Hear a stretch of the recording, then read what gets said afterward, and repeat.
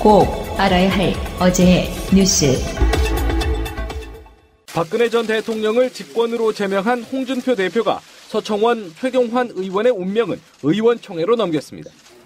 그것까지 논의를 하면 정치적 부담이 크기 때문에 그거는 논의를 안 했는데 그것은 원내 의총회 대상입니다. 현역 의원의 제명은 의원총회에서 정한다는 규정을 따르겠다는 원칙을 밝힌 것이지만 일각에서는 친박계의 반발을 고려한 숨고르기 또는 두 사람과의 물밑 타협을 모색하겠다는 의중을 비친 것이란 해석도 나옵니다. 그러나 홍 대표는 적어도 표면적으로 초강경 태도를 보이고 있습니다. SNS를 통해 연일 모욕적 표현을 동원하며 불태전의 의지를 표출하고 있는 겁니다. 나라와 당을 망친 책임을 지고 조용히 떠나라면서 박 전 대통령을 빌미로 살아나 보려 몸부림치는 것이 비겁하고 측은하다고 비난했습니다. 이를 두고 일각에서는 고도의 정치적 계산이 깔려 있다는 지적도 내놓고 있습니다. 바른정당 자강파인 하태경 의원은 홍 대표의 파상 공세는 바른정당 통합파의 복당을 위한 길터주기라는 의혹을 제기했습니다. 박 전 대통령 제명이 당의 생존을 위한 막다른 선택이라고 강조했던 홍 대표. 서청원 최경환 의원에 대해서도 같은 명분을 내걸며 속도전에 나설지 아니면 냉각기를 가지며 여론을 볼지 홍 대표의 속내에 관심이 쏠리고 있습니다. 취임 후 처음으로 일본을 방문한 트럼프 미 대통령을 아베 일본 총리는 곧바로 도쿄 인근의 최고급 골프장으로 초대했습니다. 두 정상은 우선 미일 동맹을 더욱 위대하게 만들자는 글이 새겨진 모자를 교환한 뒤 점심으로 햄버거를 함께 먹으며 격이 없는 대화를 나눴습니다. 아웃폴의 골프회동에는 세계 랭킹 4위인 일본인 프로골퍼 마츠야마 히데키 선수까지 참여해 분위기를 돋웠습니다. ゴルフ場であればお互いにリラックスで難しい話題もですね時々織り交ぜながらゆっくりと突っ込んだ話ができたと。 두 정상은 저녁에는 제 뒤로 보이는 긴자의 최고급 철판 요리집에서 부부 동반 만찬을 합니다. 아베 총리는 모레까지 이어지는 트럼프 대통령의 방일 기간 동안 무려 4차례나 식사를 함께할 예정입니다. 두 정상의 밀월 관계는 내일 공식 정상회담에서 더욱 선명하게 드러날 전망입니다. 트럼프 대통령은 주일 미군을 대상으로 한 연설에서 북한에 대해 거듭 경고의 메시지를 보냈습니다. No dictator, no regime, and no nation should underestimate ever American resolve. 교도통신은 트럼프 대통령이 최근 일본 열도를 통과한 북한 미사일을 자위대가 요격하지 않은 것에 대해 불만을 나타낸 사실이 밝혀졌다며 정상회담에서 일본이 보다 적극적으로 북한에 대응해달라고 주문할 가능성도 있다고 전망했습니다. 금융권 채용비리 논란에 불을 지핀 지난해 우리은행 신입사원 공개채용 추천 문건. 추천인란에 금융감독원 직원, 은행 VIP 등 이해관계자들 명단이 버젓이 올라 있습니다. 무더기 특혜 채용이 의심되는 대목으로 조만간 검찰 수사가 있을 전망입니다. 금융당국에서도 이런 채용 추천 제도를 금융권 채용 비리의 통로라고 지목하고 채용 추천 제도 집중 점검에 나섰습니다. 우선 14개 시중은행들을 상대로 채용 추천 요건이나 절차, 내부 규정을 자체 점검한 뒤 이달 말까지 보고하도록 했습니다. 각 은행의 자체 점검 결과에서 문제가 있다고 판단하면 즉각 현장 점검에 나선다는 방침입니다. 이뿐 아니라 자기소개서에 가족 직업 등 배경을 쓰도록 하는지, 필기시험이나 면접시험의 절차는 공정하게 이루어지는지, 비밀 유지는 어떻게 이루어지는지 등도 꼼꼼히 보고하도록 했습니다. 이번 주부턴 금융권 채용 비리를 전담하는 온오프라인 창구도 만들어 개별 신고도 받습니다. 승진 채용 등 인사청탁이나 서류나 면접 결과 조작, 승진 채용 관련 부당 지시, 인사 관련 금품 수수 등이 대상입니다. 채용 비리 문제가 이광구 우리은행장 사퇴와 이병삼 전 금감원 부원장복 구속까지 일파만파 퍼지고 있습니다. 부총리가 취업준비생 부모의 마음으로 비리를 뿌리 뽑겠다는 강력한 의지도 밝힌 만큼 조사 속도에 탄력이 붙을 전망입니다. 방송 중간에 좋아요를 눌러주시면 새날팀들에게 큰 힘이 됩니다. 미리 감사합니다. 트위터가 진짜 언론입니다. 최근에 국민의당, 바른정당 통합이라든지 자유한국당에 돌아가려고 하는 바른정당 통합파라든지 등등의 여러 가지 정치적으로 보면 꿈틀거리는 것 같은 그런 느낌. 그 느낌이 왜 그러는지 정답이 나왔습니다. 일단 그 이야기부터 먼저 하고 이야기 한번 해볼게요. 문재인 대통령 임기를 2020년까지로 하고 2020년에 국회의원 임기가 끝나니 그 국회의원 임기가 끝나는 거를 대통령 임기와 맞추자. 이런 아이디어들이 참신하게 돌아다닌다는 거예요. 그러니까 이를테면 간단히 말하면 이런 겁니다. 원래 개헌을 하게 되면 현직 대통령은 대상자가 아니다 뭐 이런 식의 얘기가 있잖아요. 근데 그건 뭐 사람이 하는 일이니까 문재인 대통령한테 다음 대선을 한 번 더 할 기회를 주고 그래서 국회의원 선거와 대통령 선거를 똑같이 맞추자. 그러니까 4년 중임제로 개헌을 하고 문재인 대통령한테는 한 번의 기회를 더 주고 한 번에 더 기회를 주는 걸로 이렇게. 당연히 임기를 2년씩이나 단축하라 그러면 누가 해요 그거를. 그렇죠. 2년은 정말 크네요. 그렇죠. 지금도 하루하루 가는 거 안타까워하고 있는 사람이 얼마나 많은데. 그러니까 그런 식의 아이디어가 지금 나오고 있다 이런 이야기입니다. 그래서 이 재밌는 게 정말 웃기는 것들 이제 하나씩 한번 분석을 한번 해볼게요. 그러니까 이 사람들은 우리가 그런 얘기를 가끔씩 했어요. 안철수님 대선은 올해 없어요. 근데 왜 저렇게들 막 움직이는지 밑바닥밖에 안 보이는 지지율들 갖고 그 답이 사실상 나온 거죠. 그러니까 내년 6월 지방선거 때 개헌을 같이 하겠다는 게 문재인 대통령의 생각이에요. 공약이기도 하고 그러니까 뭔가가 이루어져야겠죠. 그 상태에서 서로 간에 꾸는 일종의 동상이몽 같은 거라고 봐야 돼요. 하나는 권력 구조를 어떻게 한번 바꿔볼까. 그래서 사실 우리나라 현재 상황에서는 의원 내각제가 시기상조라는 게 정설이에요. 일부의 의원 내각제를 주장하는 보수적인 사람들도 있지만 대체적으로 한국 사람들 느낌이 그런 거 아니에요? 저는 극렬 반대합니다. 그래도 가장 선호하는 것 중에 하나가 미국식 4년 중임제 이런 건데 그런 관점에서 권력 구조의 개편에 혈안이 돼 있는 사람들. 왜 그러냐면 일단 권력 구조 개편을 하는 개헌을 하게 되면 굉장히 판이 흔들려요. 사람들이 그것에만 올인한다 이런 얘기죠. 그래서 그걸로 한번 타결을 한번 해보는 거지. 그러니까 문재인 대통령은 공약을 지킬 거라는 어떤 전제하에 서로 간의 동상이몽을 지금 꿈꾸고 있다 이런 얘기인데 제도로서의 민주주의가 흔들리고 구타는 일은 이제 없습니다. 민주주의가 밥이고 밥이 민주주의가 되어야 합니다. 여수에서 있었던 국무회의에서 지방분권, 지방정부 이런 이야기하면서 지방자치를 우리 헌법에 담겠다 그 가치를 뭐 그렇게 이야기를 하고 있는 거지 않습니까? 근데 이제 재밌는 게 그러면서 왜 저렇게들 분주하게 움직이는지가 이제 답이 좀 나온 것 같아요. 분주하다는 그 말씀을 풀면은 바른정당, 자유당 통합 논의, 뭐 국민의당, 바른당 통합 논의 이게 이제 굉장히 복잡하게 얽혀 있잖아요.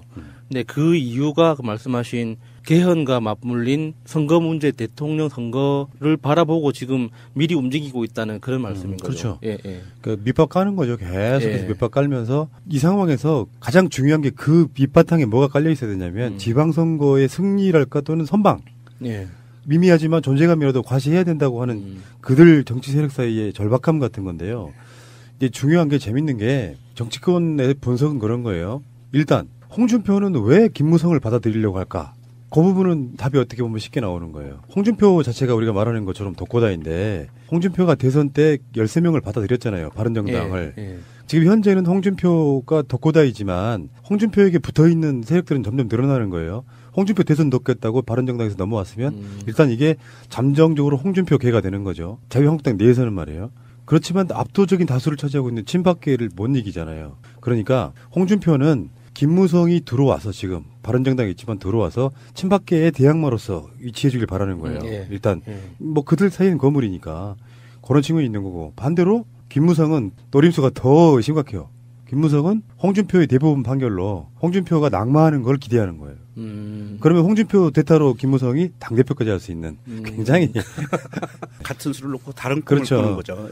빨리 들어가가지고 거기에 다시 밑밥 깔아야 되는데 내가 당대표 할 수 있을 거 깔아야 되는데 지금 친박 정산이 안 돼가지고 서로 막 뭘 공개하네 마네 폭로하네 마네 하고 있으니 김무성 입장에 답답하죠. 그래서 또 자기들끼리 모여가지고 그걸 모사라고 하잖아요. 모사꾼들 모여가지고 어떻게 하면 들어갈까 미치는 거예요. 지금 뭐 적폐청산 이런 건 아무 의미 없어. 김무성 대표의 캐릭터가 정말 단적으로 드러나는 게 자기보다 높은 사람, 자기보다 센 사람이 지켜보고 있으면 48시간 안에 무언가를 결정하잖아요. 48시간 안에 하든지 말든지 뭐 도장을 들고 나르든지 가지고 오든지 결정을 하는데 자기보다 높거나 센 사람이 없는 상태에서 어떤 주체적인 판단을 요구하니까 아무것도 못하고 갈팡질팡하고 있는 거예요, 그냥.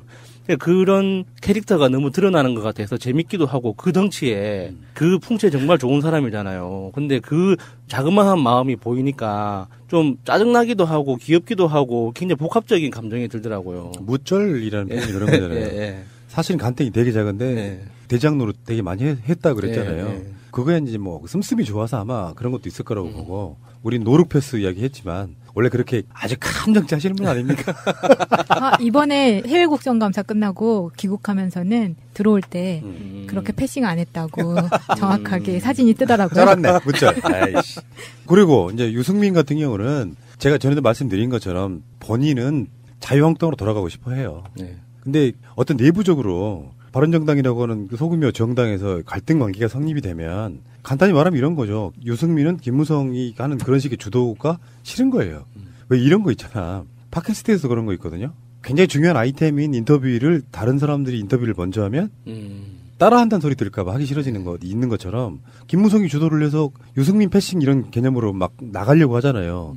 그래서라도 자존심이 상해서라도 더 못 나가겠다 이런 측면이 있는 거거든요. 그래서 뭐 자강론으로 이야기 막 하고, 그러니까 유승민 개들은 자강론, 김무성 개는 통합론 뭐 이런 식으로 가고는 있는데 유승민도 안철수랑 합치고 싶은 생각은 죽어도 없다. 그러니까 유승민 입장에서는 13명이 탈당해서 자유당 넘어갔을 때 이미 판가름이 나와버린 거죠.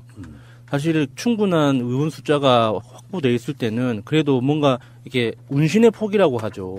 어떤 전략이든 연대든 고려해볼 수 있는 변수가 몇 가지 생각해낼 수 있지만 지금 상황에서는 한 명만 빠져도 교섭단체 지위를 잃어버리잖아요. 그래서 그게 명목상 지위는 대표가 아니지만 바른정당이라는 그 이미지에 대해서 유승민 의원이 가지고 있는 지분이 엄청나게 많잖아요. 실질적인 대표 역할을 하고 있는 거잖아요. 간판 역할을 하고 있는데 거기에서 유승민의 정치적인 이 영향력 자체가 여기에서 단 한 명만이라도 탈락하면은 완전 쪼그라들어 버리거든요. 그러니까 자기가 큰 목소리를 내기가 힘들죠. 그게 대상이 김무성 의원이든 뭐 홍준표 대표든 누가 됐든지 간에 당당하고 딱 날카롭게 이렇게 댓글이 하는 게 힘든 상황이니까 정말 이렇게 잊어줘도 못하는 상황인 거죠. 그래서 유승민 입장에서는 원값 올리기라는 말이 맞아요. 국민의당과 통합 자체를 진심 없는 원값 올리기 이 개념으로 던졌는데 우리 순진하신 초딩 4학년 안철수 국민의당 대표가 덥석 물었단 말이에요. 그러면서 이제 당내 사전 작업을 다 해놨어. 뭐 지역위원장 사퇴라든지 등등을 다 해놨는데 분위기상 당내 반발도 반발이지만 유승민의 속내를 저는 읽었다고 봐요. 자기 몸값 올리려고 우리하고 이제 페이크를 했구나 이렇게 생각이 들면 안철수 입장이 좀 난망해지는 건데 안철수의 욕심은 궁극적으로 뭐예요? 문재인 때리기를 계속하고 있는 측면은 딱 그거 아닙니까? 새로운 보수의 대안이 되겠다 이런 거잖아요. 그리고 총선 때도 한 맛을 봤고 그러니까 보수 중에서 꽤 건강한 사람들이 우리 당을 찍어주더라는 그 맛을 봤단 말이에요. 기존에 있던 민주개혁 세력의 사람들이 찍어준 것과 합쳐서 그렇게 했기 때문에 안철수 입장에서는 진짜로 이렇게 뜬구름 잡는 어떤 생각을 하다가 지금 폭망한 상태가 되는 거라고 봐서 안철수식의 정치가 결국엔 이쪽의 인심도 다 잃고 저쪽한테 농락당하고 뭐 그런 거죠. 안철수가 이렇게 얘기했습니다. 함께 살아가는 공화주의로 중도개혁으로 나아갈 것. 또 국정주의야. 네, 이게 이제 말장난인데 사실은 이번에 굉장히 큰 수를 던진 거라고 봐요. 이 공화주의라는 단어를 던진 거는 그건 사람들이 대부분 공화주의가 대충 뭔지 알아요. 대한민국은 민주공화국이다. 그래서 대한민국은 법체제는 민주주의고 생활체제는 공화주의로 간다. 이렇게 못 박혀 있거든요, 헌법에. 그럼에도 불구하고 안철수가 뜬금없이 공화주의라는 단어를 꺼낸 것은 2016년도 대선 기간에 나는 공화주의자입니다라고 계속 이야기했던 사람이 유승민이에요. 어떤 유승민에게 계속 추파를 던진다라고 저는 생각을 하거든요. 사실 이 공화주의라는 것은 우리가 좀 자세히 들여다보면 몇 가지 특징이 있는데 민주주의를 살짝 포괄하는 개념이거든요. 그래서 공화주의는 전통적으로 군주제에 맞서서 다수가 권력을 분점하는 나눠 갖는 시스템을 공화주의라고 하고 여기에 가장 키포인트가 되는 핵심은 공공선이라는 단어가 나와요. 공공선에 의한 자유 그리고 공공선을 추구하기 위한 시민의 의식, 시민의 도덕성 이런 것이 공화주의의 핵심적인 요소로 나오는데 사실 대한민국의 그동안은 헌법에 명시되어 있는 대한민국은 민주공화국이다라고 해서 공화주의에 대한 시스템이 사실은 약했었어요. 그런데 이것이 지난 대선을 거치면서 지금 현재 문재인 대통령에 의해서 사실은 공화주의 사상이 많이 지금 녹아들어가고 있거든요. 공공선이라든지 복지. 그중에 가장 중요한 부분은 공화주의의 핵심적 한 가지는 경제체제가 이게 있어요. 사람들이, 인민들이 돈에 의해 구속받지 않고 자기의 자유를 누릴 수 있는 시스템. 이게 들어가 있거든요. 이게 공화주의의 핵심 중에 하나입니다. 경제체제에 있어서. 그래서 기본소득이라든지 복지라든지 이런 것이 늘려나가시는 것이 공화주의인데 이 안철수 씨가 어제 얘기한 공화주의라는 건 사실은 이분은 이 뜻을 모르고 이야기한 것 같아요. 이미 대한민국 정부에서 공화주의 시스템으로 굉장히 큰 발을 띄우고 나가고 있는데 자신은 공화주의를 이야기를 해. 그거는 안철수에게 적극적으로 어떤 신호를 보내는 것 같다라는 생각을 합니다. 대한민국 민주공화국이라고 그렇게 외쳤구만. 그러게 말이야.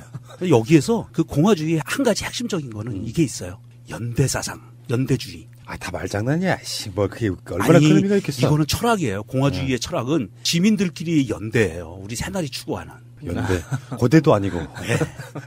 이게 이제 공화주의의 핵심 사상이거든요. 이명박 씨 후배 어떻게 생각하십니까? 자, 고대 출신 답해 주십시오. 응답하라 고대. 죄송합니다. 평생을 두고 석고대지 하십시오. 자, 뭐 정치라고 하는 건 국민의 마음을 얻는 거잖아요. 근데 일종의 기만술이에요. 개헌 자체에 있어서 자기들이 유리한 쪽으로 끌고 가려고 하는. 실제로 이런 세력들은 이제 내각제도 아니고 대통령제도 아닌 이원 집정부제라고 불리우는 그런 방식으로 끌고 가려고 하는 이유가 사실 국회의원 선거 같은 걸 해보면 그런 거 있잖아요. 지역 내에서 지역구 관리만 잘하면 대대선선 해먹고 지금 2세 정치인들도 꽤 많이 배출된 그런 상태 아닙니까? 그러니까 국회 권력은 고스란히 갔대 뭔가 내각제가 아닌 것 같은 뉘앙스를 주려고 대통령에게 허울 좋은 권력 몇 가지만 주겠다 이런 거예요. 책임 총리제 뭐 이렇게 해가지고. 그런 식으로 이제 꼼수를 부려가는 건데 시대는 이미 SNS 시대를 넘어서 기존에 있던 언론들이 좌지우지하는 시대를 넘어버렸단 말이죠. 그러니까 실제로 일반적인 직접적으로 대통령을 뽑는 그래서 대통령의 권력이 집중되어 있는 거 저는 이렇게 보거든요. 예전에는 그 제왕적 대통령제라는 표현을 썼을 때는 이명박근혜한테는 맞는 말인데 민주개혁 세력이 잡았을 때는 그걸 일부러 안 지려고 하잖아요. 가급적이면 막 내려주려고 하잖아. 그 대표적인 지방 분권이에요. 박근혜까지만 해도 지방 분권을 어떻게 하면 안 시킬까. 교부금 갖고 막 장난치고. 그런데 지금 현재는 내려주려고 한단 말이에요. 내가 당장 불편해도. 내가 문재인 대통령이라고 하면 안 내려줄 것 같아. 다음부터 해라. 나까지 할게.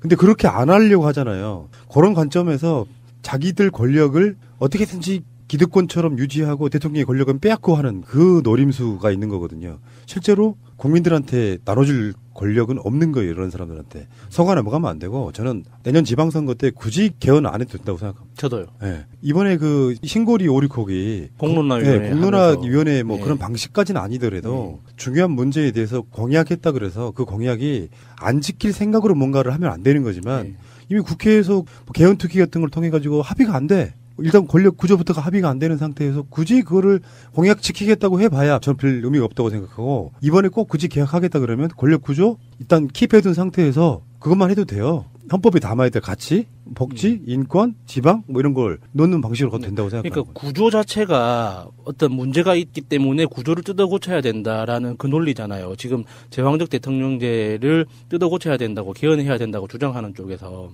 그런데 이명박근혜가 제왕적 대통령이라는 그 말을 얼마만큼 극렬하게 극단적으로 누렸는지가 지금 드러나고 있는 상황에서 대통령이 바뀌니까 그 똑같은 권력 구조 안에서도 다르게 행사하고 다르게 사용하고 있는 거잖아요. 그러니까 공화정이라는 것도 그런 개념에서 볼 수 있는 거거든요. 원래는 군주정에서 공화정으로 넘어왔다가 공화정이 사실 황제정으로 넘어가잖아요. 그 역사적인 맥락 자체가.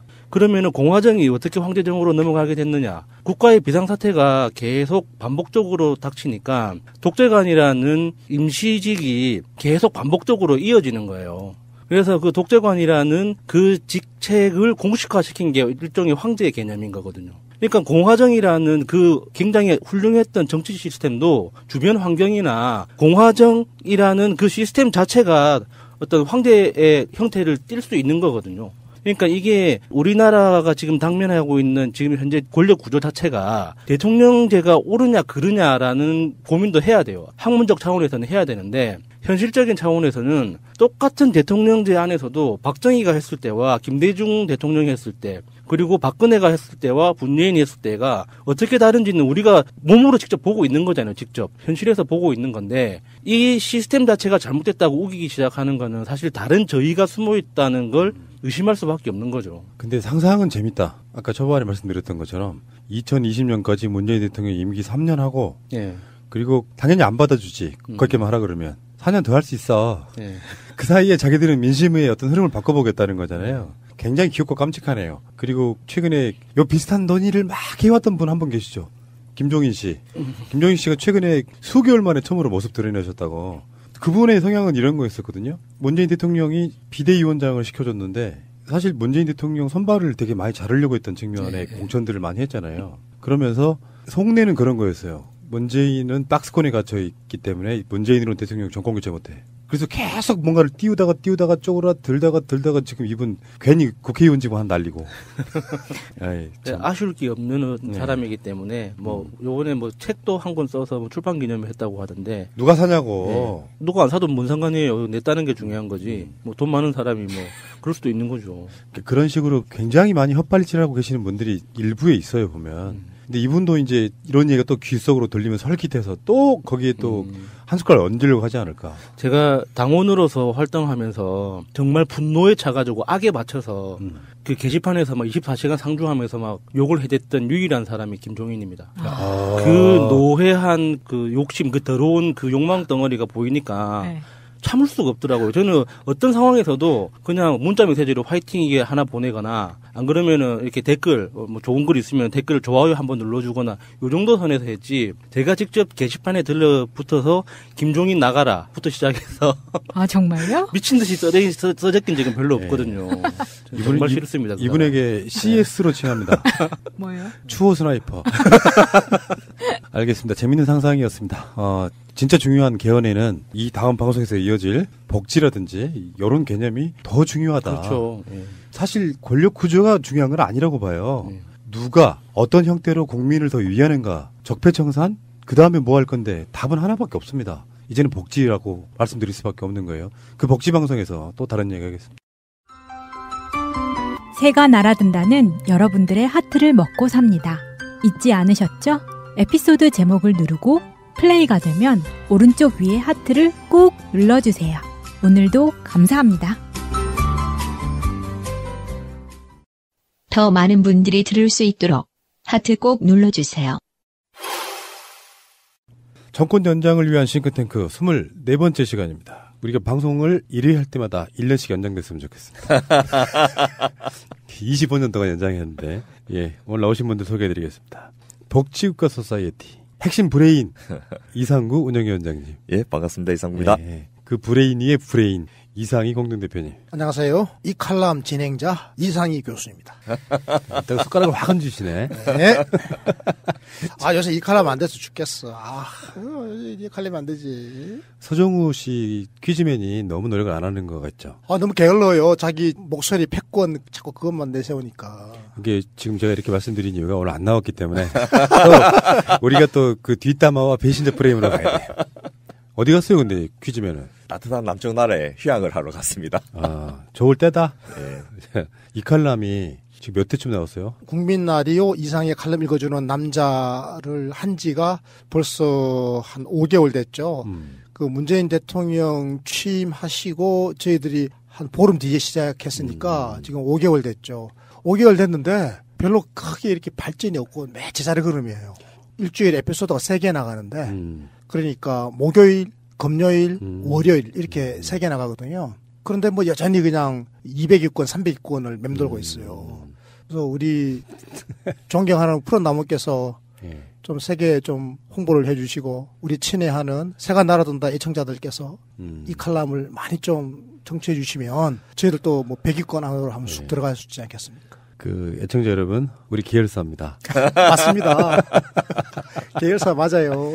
계열사 반개 미링이 있어 실속은 별로 없는데 계열사들이 은근히 있는데 그 중에서 가장 컨텐츠로는 알짜가 아닌가 싶은 생각이 드는데 사실 팟캐스트라고 하는 공간이요. 빈익빈 부익부가 굉장히 가중화된 공간이에요. 맞아요. 자본주의의 극점을 보는 거라서 제가 듣고 있기에 상위 20위권 정도의 팟캐스트가 전체 다운로드의 80% 이상을 잡아먹는다. 10,000개 중에서 이런 느낌 갖고 있는데 그 중에서 내가 그 정치, 정책 이런 쪽에 소양을 좀 쌓고 싶다 하시면은 우리나라 최고의 복지 싱크탱크라고 할 수 있는 복지과 소사이어티 방송을 이렇게 의무적으로라도 좀 들으셔야만이 나중에 어디 좋은 자리 갔을 때 유식하다는 소리 듣습니다. 맞습니다. 네.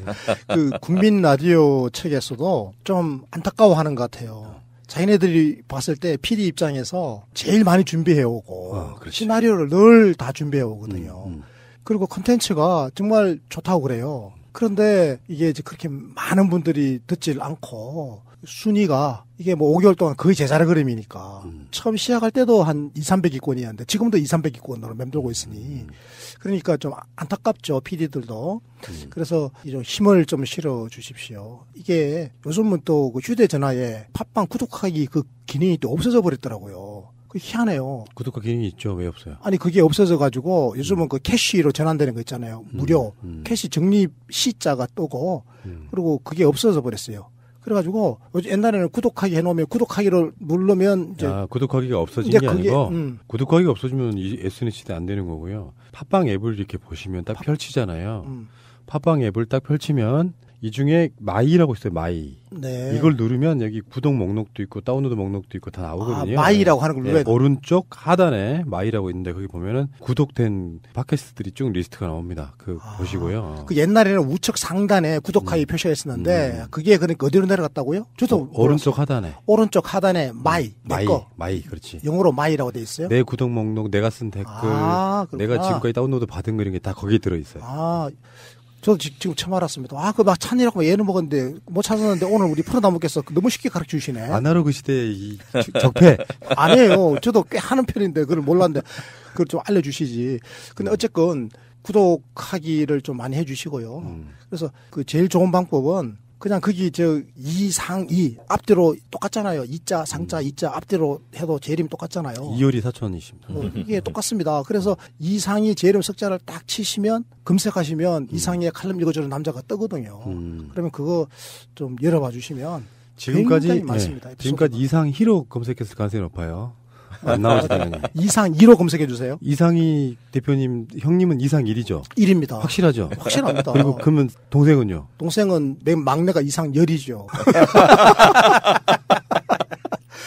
근데 저는 제가 봤을 때 청취자분들보다는 복지과 소사이어티 내부자들의 문제가 더 크다고 봅니다. 국회에서 있었던 그 행사에 보니까 어마어마하게 많이 오셨던데 그분들만 들어도 50여 년이 늙었더만. 근데 그게 연결이 잘 안 돼요. 희한해요. 그러니까 내부자들의 문제예요. 이분들이 그분들만 하루에 정확하게 다운로드만 받아도요 100위 안에 됩니다. 그리고 그냥 외부에서 유입된 분들 합치면 50여 년 들죠.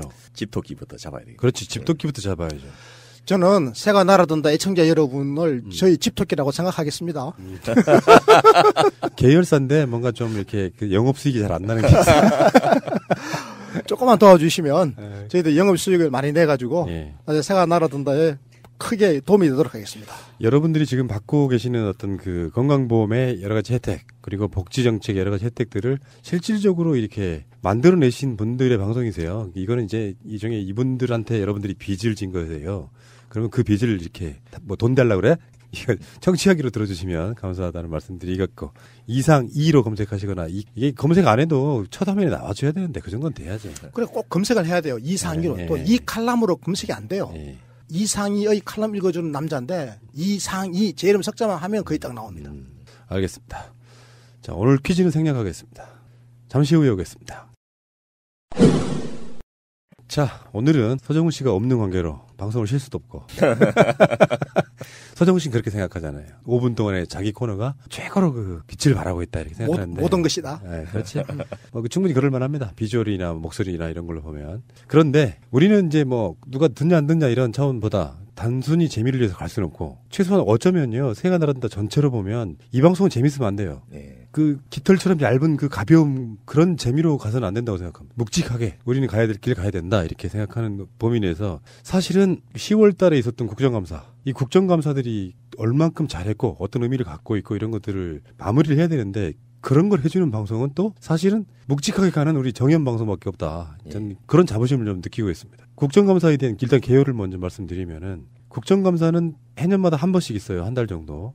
근데 그 국정감사는 정부 기관 또는 공공성을 갖고 있는 웬만한 기관들은 다 피감 기관이 되는데 문제는 박근혜 정권과 문재인 정부의 중간에 걸쳐 있다는 측면이 있는 거거든요. 근데 새로운 정부가 무슨 적폐랄까 무슨 그런 게 얼마나 있겠습니까? 그러니까 그 부처의 연속 성장에서 봤을 때 지나간 어떤 잘못된 지점들 이런 것들을 파헤치고 시정하고 하는 그런 작업이었다 이렇게 말씀드리고 싶은데요. 뭐 제가 드리는 말씀이 이번 국정감사의 의미는 맞겠죠. 그래서 결론적으로는 이 핑계 저 핑계 되면서 사실 자유한국당이 국정감사를 좀 회피하는 경향도 없지 않아 있고요. 자기들 적폐를 지금 감사해야 되는 뭐 그런 자리였다 이렇게 보시면 되겠습니다. 자, 그러면은 두 분의 전문가께서 이번 국정감사, 문재인 정부의 첫 국정감사를 어떻게 평가하시는지 한번 듣고 싶습니다. 예, 저희가 2주 전 이 새날 팟캐스트 복지국가 싱크탱크 시리즈 시간에 각 상임위별로 국정감사의 쟁점을 말씀을 드렸는데 이 3주간의 국정감사 일정을 마치고 돌이켜 보니까 거의 대부분의 상임위에서 이 성과가 하나도 없이 끝나는 허무국감 또는 맹탕국감 이제 이런 평가를 받고 있는데 물론 내용면에서는 그렇습니다. 그래서 제가 여의도에 국정감사 받으러 올라온 한 고위공무원을 이제 사석에서 만나가지고 뭐랄까 좀 하소연을 들었는데 예년과 똑같이 별기대는 사실 안 했다. 그런데 이제 장관님도 새로 왔고 하니까 좀 나름대로 준비를 해서 올라왔는데 아예 부르지도 않더라. 국회의원들이 자기들 정쟁만 바빠가지고 보이콧을 하고 막 이렇게 하니까 그래서 몸은 편해서 좋은데 한편에서 마음에는 참 허탈하더라 이런 하소연을 하시던데요. 물론 저 PD님 말씀하신 대로 자유한국당 입장에서는 사실 정무적으로는 성공한 국감이죠. 왜냐하면 덮어야지 자기들이 욕을 덜 듣는데 사보타지 하든지 어쨌든 저 정쟁을 하든지 아니면 또 당내 문제로 그 시끄러워지든지 어쨌든 박근혜 정권의 적폐를 덮는 데는 그 상당히 기여를 했으니까 정무적으로는 어떻게 보면 성공한 국감이라고 할 수 있는데 국민의 입장에서 보면 참 허무하죠. 비싼 세비 줘가지고 정부를 감시하고 그 산하기관들을 통제하라고 준 유일한 이제 법적인 기회인데 그걸 저런 식으로 허비해야 되나 이런 생각도 들고 또 하나는 국감뿐만 아니고 앞으로 있을 예산심의 또 중요한 정기국회에서 법률심의 똑같은 행태로 흘러갈 것이 아닌가 이렇게 생각이 들면 뭐 국회 무용론부터 해가지고 그 다시 한번 이 정치권에 대한 함의를 느끼게 하는 그런 계기로 국감이 또 이제 인식이 될 것 같습니다. 저는 이렇게 봤어요. 국정감사를 하는 대상이 현재 문재인 정부란 말이에요. 예. 일단 대상은 과거에 무슨 일이 있었던 간에 그래서 기존에 있던 적폐들을 국회의원들이 열심히 해가지고 이걸 도려내줘야 문재인 정부가 출발하기도 저는 쉽다고 보거든요. 예. 일종의 이제 부처별 개혁 이런 과제를 안고 가야 되는데 진짜 수박 거달기식으로 맹탕 뭐 허무 이런 소리를 듣는 것은 사실 장기적으로 문재인 정부 각 부처나 공기업 공공기관들에는 전 도움이 별로 안 된다고 보는 부분이라서 확실히 털어냈어야 되는데 자유한국당의 그런 식의 어떤 그 전략으로 인해서 사실은 국정감사가 많이 좀 빗바랜 측면도 있지만 또 어떻게 보면 여러 가지 성과들도 좀 저는 나름대로 봤거든요. 전혀 뭐 우리가 곱씹어 볼 만한 게 없다 이렇게 표현할 수는 없을 것 같습니다. 그 홍준표하고 서청원 간에 지금 혈전이 벌어지고 있잖아요. 이 OK 목장의 결투하고 거의 비슷한 지금 홍과 서의 결투가 지금 벌어지고 있는데 이 결투에 이상한 사람이 한 명, 그러니까 소위 말해서 제3자인데 그것도 남어당 사람이 하나 끼어들었잖아요. 국민의당의 모 국회의원. 이용주? 근데 그분이 그 끼어든 자리가 그 장소가 어딘지 아세요 혹시? 그게 국감장이었대요. 그렇죠. 국감장이었죠. 근데 그게 좀 어이없지 않아요? 아니 국감하라고 있는 그러니까 정부를 대상으로 국정감사를 펼치는 곳 그러니까 입법부로서 행정부를 감시하고 비판하고 대안을 제안하고 하는 그런 자리가 국감장인데 거기에서 남부당 싸움하는 거 그거를 뭐 나도 갖고 있다 뭐 이런 식으로 이야기하는 게 그게 야 저게 어떻게 좀 어이가 없어요. 그렇죠. 그러니까 그 성지 같은 자리를 정치적으로 이용해 먹어버리는 경우가 많죠. 그 정말 더러운 정치 아닙니까? 아니, 하려고 그러면 지네 당사에서 해야지. 그걸 국감장에서 그런 이야기를 하냐고. 근데 왜 국감장에서 이야기했을 것 같아요? 관심 받으려고 그러는 거죠. 관심 받으려고 그러나 또 하나. 또 그건 맞는 것 같아. 네. 자기 당에서 이야기하면 관심 별로 못 받을 것 같은데 네. 카메라 와 있는 자리에서 떠든다. 그리고 이유가 또 있을 것 같아요. 혹시라도 법적으로 무슨 휘말릴 일이 생기잖아. 그럼 잘못하면 그게 기소될 수도 있거든. 잘못하면 어느 한쪽이 명예훼손으로 건다라든지. 근데 국감장에서 그런 거 하는 거는 그렇죠. 그거는 이제 면책이잖아요. 근데 어쨌건 그러니까 어떤 이유가 됐든 간에 남부당에 싸움을 하는데 그것도 더러운 싸움. 우리 국민들이 볼 때 정말 역겹지 않습니까? 그러니까요. 한 사람은 지금 성완종 비리에 얽혀가지고 1심에서 유죄받고 뭐 2심에서 무죄받고 이 난잡한 과정에서 정인으로 법정에 불려나간 사람에게 뭐 유리하도록 발언을 해주라고 부탁했다. 아니다. 뭐 이런 식으로 지금 말씀하고 있는 그 이면에서 보면 그 친박 세력과 친홍 세력 간의 피비린내 나는 권력 다툼인데 이거를 왜 신성한 국감장으로 갖고 오냐고. 뭐 굳이 실드를 한번 치자면 그런 거 아니겠어요? 뭐 검찰이나 법원이나 이런데 국정감사장 가서 해당 이제 장 수장한테 이거 뭐 조사할 생각 있냐 없냐 이렇게 묻는 과정에서 전 나왔을 거라고 보는데 국정감사가 그래서 이제 욕을 먹는 거죠. 그러니까 이게 좀 약간 딜레마가 있어요. 이용주 의원 같은 그런 식의 좀 깜짝 발언 이런 것들이 나오면 재미는 있는데 실질적인 국정감사가 안 되는다는 또 다른 문제가 있는 것이고요. 근데 저는 그런 얘기 하나 드리고 싶어요. 재미가 없어도 할 건 해야 되니까. 그러니까 사실 촛불 뭐 항상 방송으로도 입에 달고 사는 촛불이지만 그게 주는 의미가 간단치는 않거든요. 혁명이란 말이에요. 혁명. 근데 만약에 이게 군사 정권이 뭐 쿠데타 이런 방식으로 했다고 하면 정말 국가 전체가 싸늘한 얼음일 그런 상태에 있는 혁명인데 촛불혁명이다 보니까 아직도 많은 국회의원들이 지체 현상 겪고 있는 게 아닌가 싶어요. 저는 국회만 그런 것 같아요.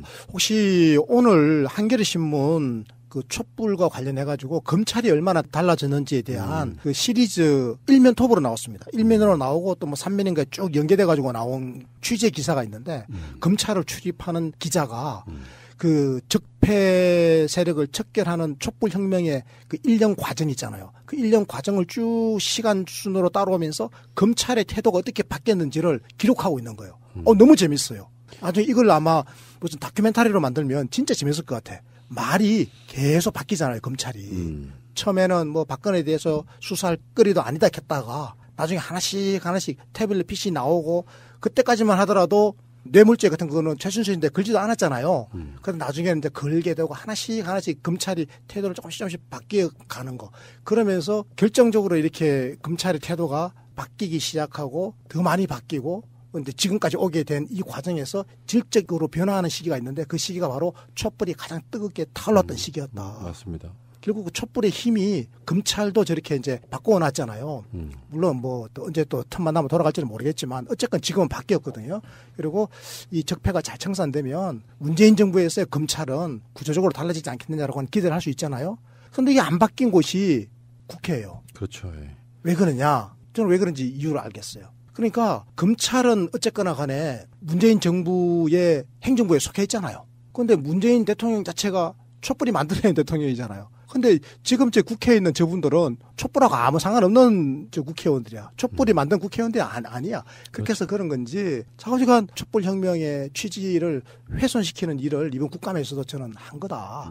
이분이 만약에 국회의원들이 우리는 촛불혁명의 시민정신을 받들어서 국정감사를 하겠습니다라고 만약에 그게 어떤 적폐든 어떤 모순이든 어떤 비리든 다 털어내고 이런 과정을 거쳤으면 얼마나 국민으로부터 박수를 받았겠어요. 그러니까요. 예. 근데 뭐 자유한국당뿐만 아니라 이렇게 되고 있더라고요. 그러니까 지금 특히 자유한국당은 신적폐라고 부르잖아요. 문재인 정부에. 그렇게 부를 만한 게 사실 별로 없거든요. 뭘 해봤어야지. 말이 안 되는 거야. 그 논리 형용 모순이라고 하는 게 형용 모순.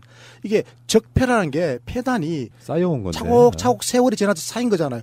지금 결국 5개월밖에 안 되는데 뭐 세월이 지나게 쌓인 게 뭐가 있어. 미세먼지가 조금 쌓여 있어. 먼지 후 불어버리든지. 그러면서 이제 이게 일종의 물타기잖아요. 우리가 잘못한 것만큼 니들 잘못했어. 양비론 이렇게 가면서 국회를 이제 계속 그렇게 어지러 놓으니까 이게 국정감사장을 계속해서 이렇게 중계 비슷한 걸로 이렇게 짤막짤막 보는데요. 대부분 어그로 끄는 거예요. 그러니까 뭐 말도 안 되는 소리 막 소리 질러가면서 그러다가 왜 너한테 반말해? 그러면서 정회가 되고 사라지고 물론 박문진 관련해서 지금 자유한국당이 며칠 보이콧했던 것도 여론의 비난이 빗발치니까 또 겨우겨우 기어 들어와가지고 또 상복 입고 그랬지 않습니까? 지금 안 들을 수 없는 상황에 처해져 있어. 보다 정말 대단한 세력들이라는 생각이 드는 게 정치인은요 저는 이렇게 생각해요.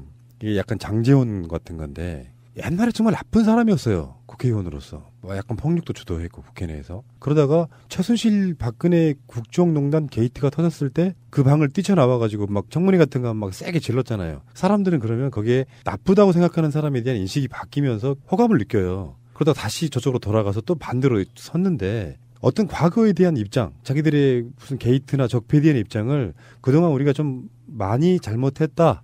용서해 달라는 식으로 한번 딱 가줄 필요가 있는데 이 세력들은 그게 없다는 게 저는 앞으로 정치적 미래가 없다는 걸로 저는 보거든요. 어느 누구도 그 사람들한테 특별하게 어떤 비판 능력이 없는 분들을 제외하고 다수의 3분의 2, 4분의 3 이상의 국민들은 자유한국당이 지금까지 이명박근혜 9년 동안 얼마나 많은 폐악을 저질렀는지 다 알잖아요. 근데 무슨 방송 장악이라고 하면서 그걸로 국정감사 보이콧하고 이런 방식이었단 말이죠. 그러니까 용서받을 자들이 안 되는 그런 거라고 보는 거거든요. 구조적으로 그 이상희 대표님 말씀하신 대로 지금 국회의원들은 촛불 전에 당선된 국회의원이기 때문에 촛불 혁명 세력의 어떤 시대적 요구를 부정하고 싶은 이런 한계가 있고요. 또 하나는 근본적으로 국민들의 이익을 대변하는 국회의원보다는 이 정당이나 그 정파의 이익을 대변하는 국회의원의 생존 확률이 훨씬 높은 이런 구조적인 한계가 있는 이 정치 시스템의 문제를 우리가 꼭 짚고 넘어가야 될 것 같습니다. 예를 들면 정책적으로는 실패하고 국민들 입장에서도 이거는 맹탕 국감이지만은 정무적으로는 대단히 자유한국당이 잘한 것으로 내부적인 평가를 하거든요. 첫째, 시선을 돌리자. 어차피 국감 열심히 하면 자기들의 비리나 그 문제가 드러날 수밖에 없는데 물타기, 시선 돌리기, 또 심지어는 보이콧해가고 밖으로 나가기 이렇게 해서 그 상대적으로 덮게 하는 이런 효과는 충분히 만끽을 했다는 거죠. 근데 문제는 그렇게 해서 국민들이 화가 어마어마하게 났는데 이것을 그대로 선거를 통해서 심판을 할 수 있는 그런 방법이 별로 없이 다음번 선거도 또 지역주의에 기초해가지고 투표를 하게 되면 여전히 이런 사람들이 당선이 되는 이런 구조를 이번 기회에는 좀 우리가 뼈저리게 느끼고 가능하다면 내년 선거 때 이 선거법 개정 같은 걸 통해서 이런 의원이 아니고 정말 국민을 위해서 일하는 의원들이 평가받고 당선되고 재선되는 그런 구조로 가게 하는 하나의 계기로도 쓸 수 있지 않겠나 싶습니다. 그 저는 이번 기회에 정말 보수 세력을 우리 국민들이 한번 제대로 심판해 주셨으면 좋겠어요. 그러니까 지방선거 때 특히 지방선거를 앞두고 각종 여론조사가 이루어질 거 아니겠습니까? 특히 이제 지방선거 본 게임이 딱 시작되면 우리 국민들이 이번에 정말 유권자로서 가차없이 보수 세력을 좀 심판해 줬으면 좋겠다. 무슨 소리인가 하고 싶은가 하면 그나마 그래도 지난 대선 때 그 짧은 박근혜의 적폐로 인해서 치러진 촛불 혁명의 과정에서 치러진 선거였지만 그 짧은 선거 과정이 그나마 그래도 조금 풍부했다라고 말할 수 있다고 하면 그래도 바른정당에서 유승민 후보가 나와주고 그리고 또 뭐 이렇게 후보들이 사자구도 뭐 이렇게 오자구도가 펼쳐졌잖아요. 그러면서 이게 경쟁이 정책 경쟁이 되고 노선 경쟁도 되고 유승민 같은 경우는 지난 대선에서 그 노선이나 정책적으로는 굉장히 좀 풍부하게 하는데 도움을 준 거거든요. 아, 보수도 저렇게 복지를 하자라고 주장하는 거구나. 보수도 경제민주화를 주장하네. 보수도 저럴 수 있네라고 하는 어떤 새로운 가능성을 심어줬거든요.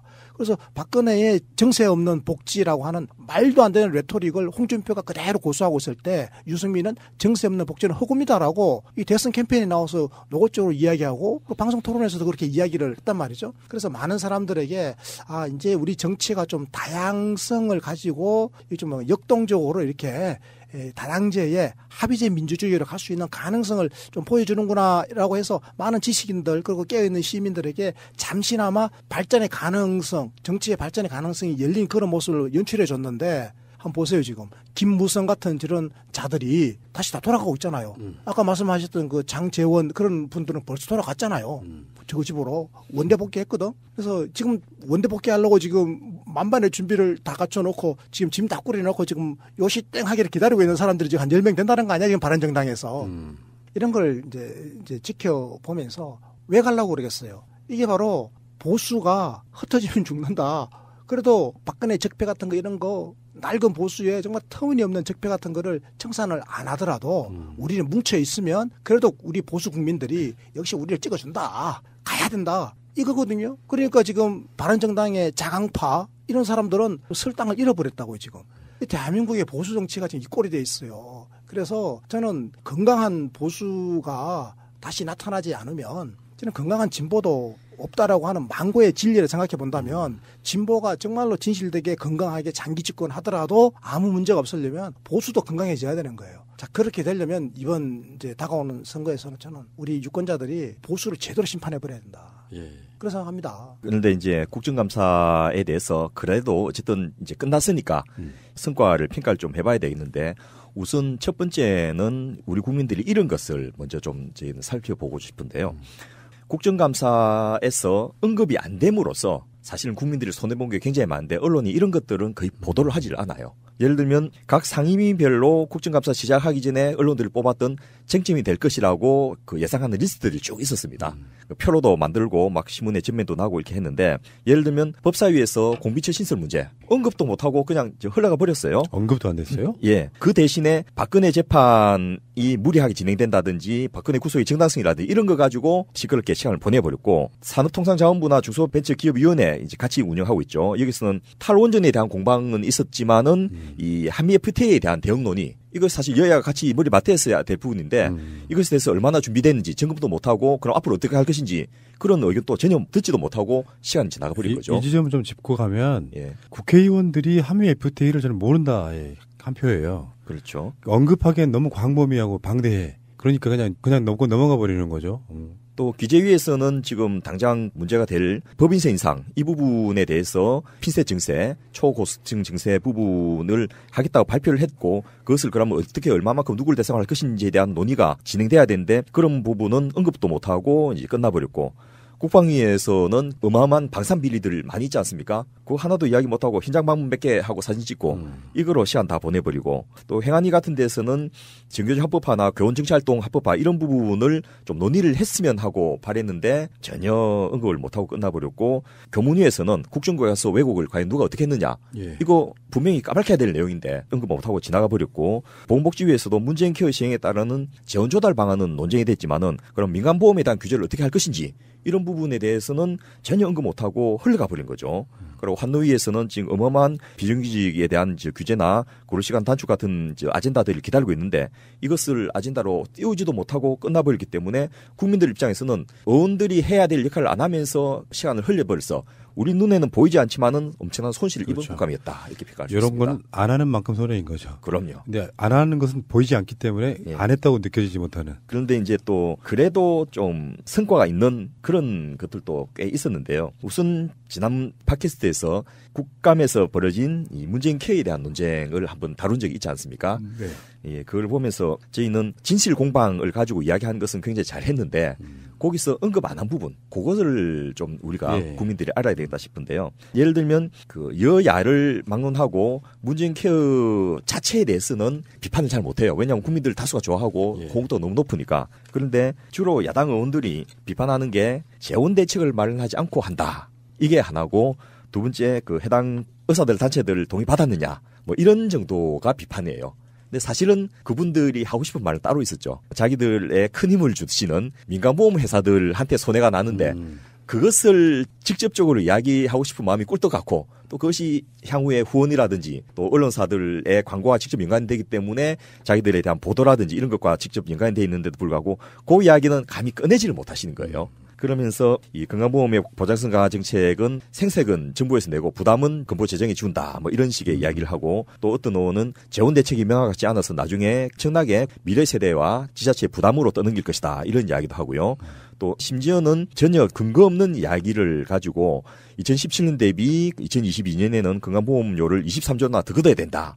이거 정부가 그렇게 안 하겠다라고 이미 발표했는데도 불구하고 그런 이야기를 하고 또 마치 건강보험 누적 흑자를 쓰는 것이 재정을 거들내는 것처럼 이렇게 오도해가지고 사실 그거 국민들 위해서 써야 될 돈을 안 쓰고 쌓아놓고 있는 거고 안 쓰면 안 쓸수록 국민들 호주머니에서 나가는 돈이 더 많은데 그런 부분을 거꾸로 이야기를 하면서 쌓인 돈을 다 까먹으려 한다. 이런 식의 터무니없는 공격을 하고 또 그것에 대해서 반박하는 여당 의원들도 그런 부분을 제대로 대응을 못하는 걸 보면서 야, 참 답답하구나. 그러고 아마 이제 결국 이 정도 수준에서 논의가 된다면 대통령이 추진하는 문재인 케어를 과연 국회에서 제대로 서포트 해줄까?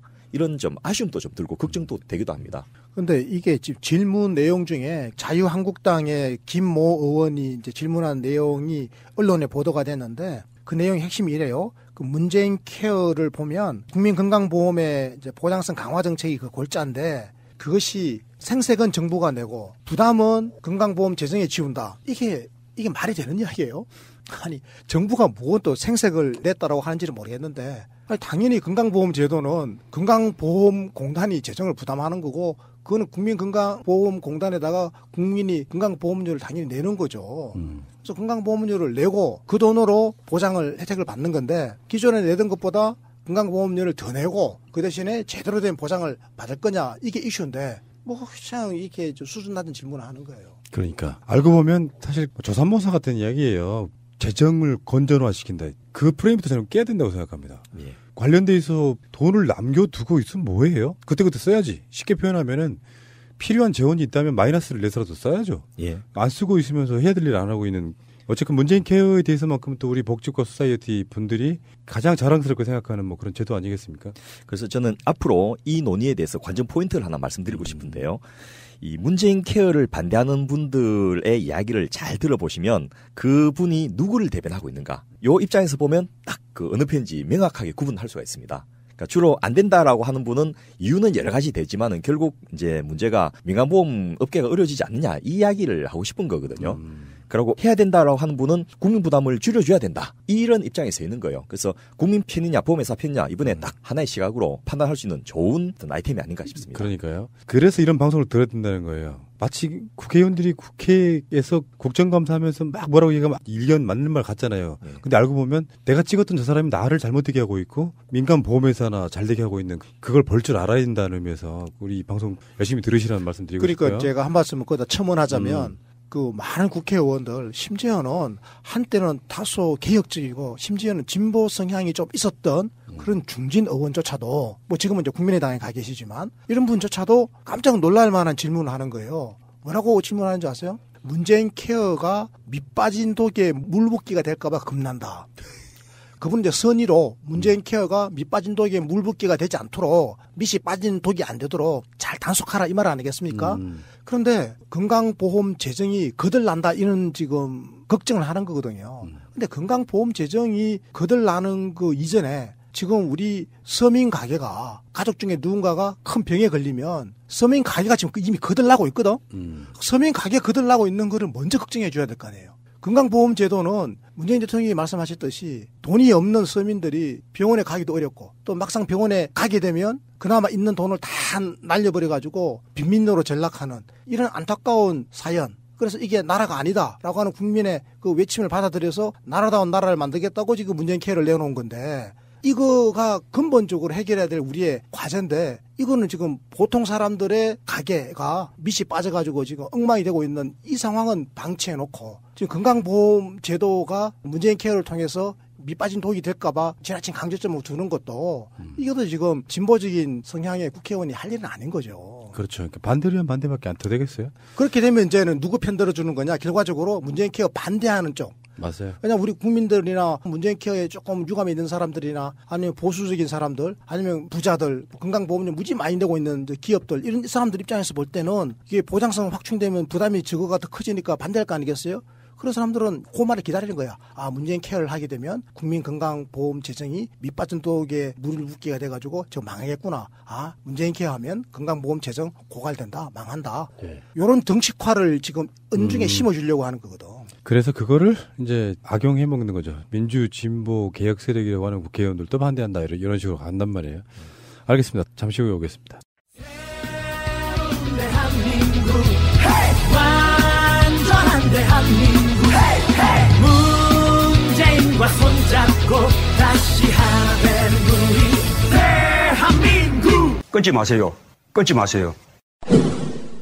그래도 국정감사라고 하는 게 국회의원들이 뭔가를 하는 일이기 때문에 항상 나쁜 쪽으로만 바라볼 수는 없고 성과도 분명히 항상 있을 거예요. 그렇습니다. 이번 국정감사 때 성과라고 하면 뭐가 있겠습니까? 예, 제가 상임위별로 몇 가지 좋은 성과, 국회의원들한테 저 세비 줘야 될 이유가 이런 이유 때문에 있구나를 알 수 있는 이 소위 말해서 밥값을 한다 이런 성과를 몇 가지 한번 정리를 해봤는데요. 일단 뭐 잘 알려진 대로 정무위 종합국정감사에서 금융위원회하고 금융감독원장을 불러놨고 그 이건희 회장의 4조 4천억 원 차명 계좌에 대해서 과세할 거냐 말 거냐 이렇게 물었더니 옛날에는 과세 대상이 아니다라고 했다가 해석을 달리 해서 99%까지 이제 추가 과세를 할 수 있다. 그래서 뭐 최소 2, 3천억, 많게는 세목을 어떻게 붙이냐에 따라서 1조 원까지 추징이 가능하다. 이렇게 했는데 최소로 추징을 하더라도 어쨌든 국회의원은 세비의 수십 배를 확보한 거니까 국민 입장에서는 국고를 풍요롭게 하는데 국회의원이 기여를 한 거거든요. 여기서 이제 정확히 알아야 될 건 그 원금이 아니고 이자입니다. 그렇죠. 예. 그래서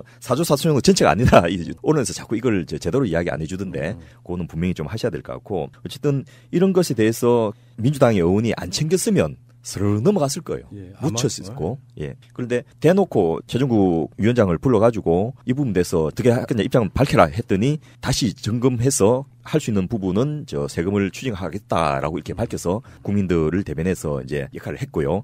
또 국토교통위 종합감사에서는 중요한 건설회사 회장들 다 불렀지 않습니까? 물론 이제 증인 실명제를 해놓으니까 갑자기 또 부르는 증인들의 숫자가 확 줄어버리는 이런 작태도 보이긴 했지만은 어쨌든 GS건설이나 현대건설은 참석을 하고 또 삼성물산이나 부영건설 같은 데는 그럼에도 불구하고 불출석하고 개의고 이렇게 했는데요.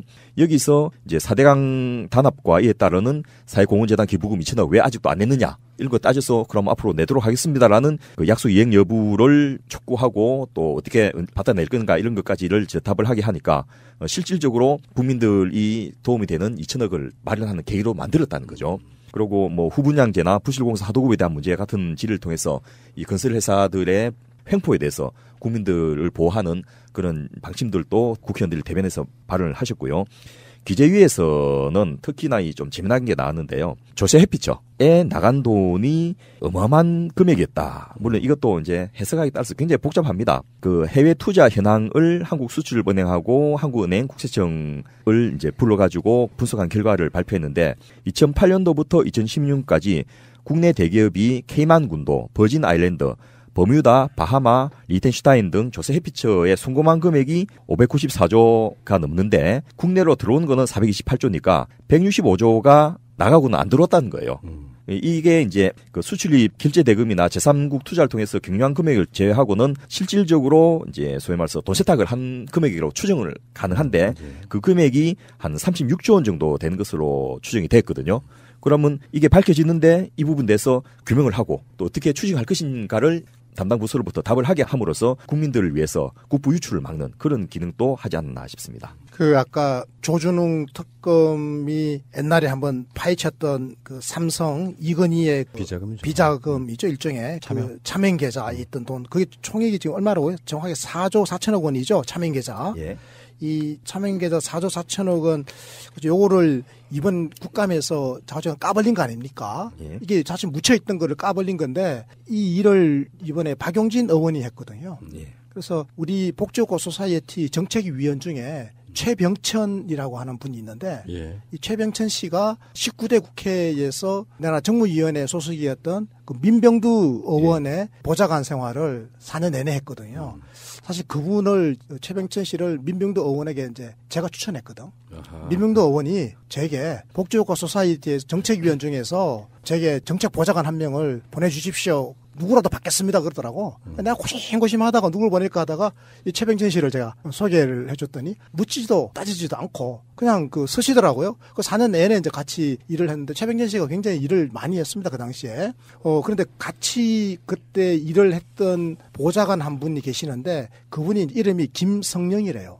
이 김성령이라고 하는 이 보좌관이 지금 이제 박용진 의원실에 가 계시는데 이분이 삼성 킬러라 그러는 거죠.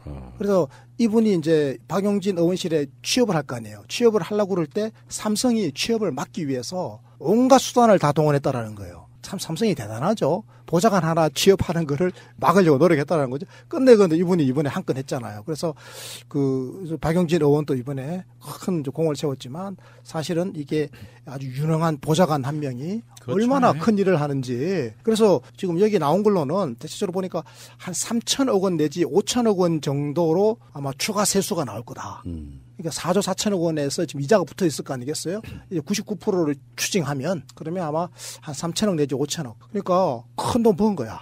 3천억 내지 5천억이니까. 그 국정감사는 특히 저는 보좌관들의 실력 싸움이라고 하더라고요. 예. 국회의원은 이제 그걸 취합해가지고 이제 뭔가 하는 그런 인물인 거고.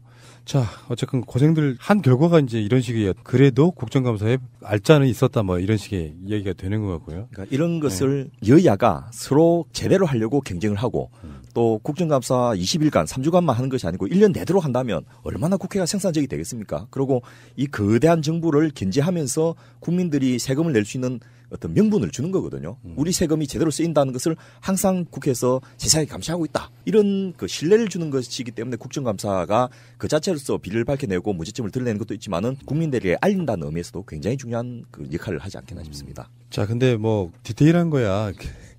지금 1시간 정도 안 되는 시간에 국정감사 3주 이상의 것들을 다 다룰 수는 없고 우리도 수박 거달기를 하고 있는 건데 좀 큰 틀로 한번 가보실까요? 이게 단순하게 뭐를 폭로해서 뭐를 알게 됐다 뭐 이런 처음보다 제가 최근에 보고 느낀 건 확실히 SNS 시대도 있고 그래가지고 국정감사 준비하는 자세는 확실히 많이 달라졌더라고요. 막 제보 받고 그러면서 국민들과 같이 가는 국정감사를 제대로 하려고 하면 국민들이 서로 이렇게 같이 만들어가는 국정감사에 대한 이야기도 좀 있었는데 어쨌든 간에 각 당들이 지금 어떻게 대응했는지도 한번 소개를 해 주십시오. 예. 각 정당마다 이제 국정감사를 겉으로는 열심히 준비한다라고 하면서 별도의 국정감사 대책본부를 다들 만들고 또 간판도 다 걸었습니다. 그런데 이제 여기서는 실질적으로 국정감사를 대책을 세우는 이런 역할보다도 자당의 홍보 경쟁을 하는 것이 이제 주였는데요.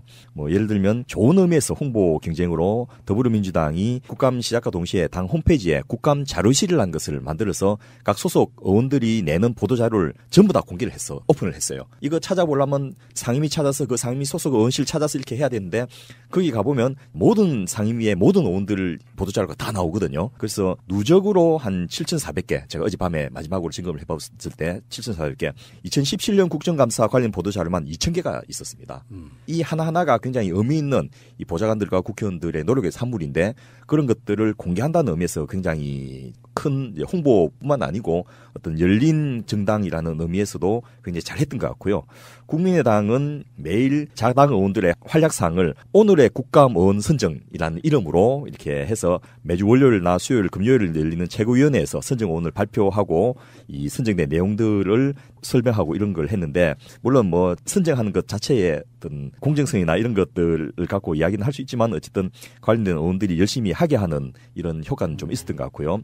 또 정의당은 의원 숫자가 원체 작다 보니까 기본적으로 의원들의 개인기에 의존을 많이 했는데 여러분 기억하신 대로 노회찬 의원이 신문지 갖다 놓고 바닥에 누워본다든지 또 심상정 의원이 아주 칸칸한 목소리로 제대로 일당백의 그 어떤 능력을 보여주는 이런 것들을 보실 수 있었고 또 국정감사의 내용들을 국민들 알기 쉽게 카드 뉴스로 해갖고 계속해서 홍보하는 이런 것들도 볼 수 있었는데요. 전체적으로 보면 국정감사에 대한 원내 대책은 사실은 별로 없구나.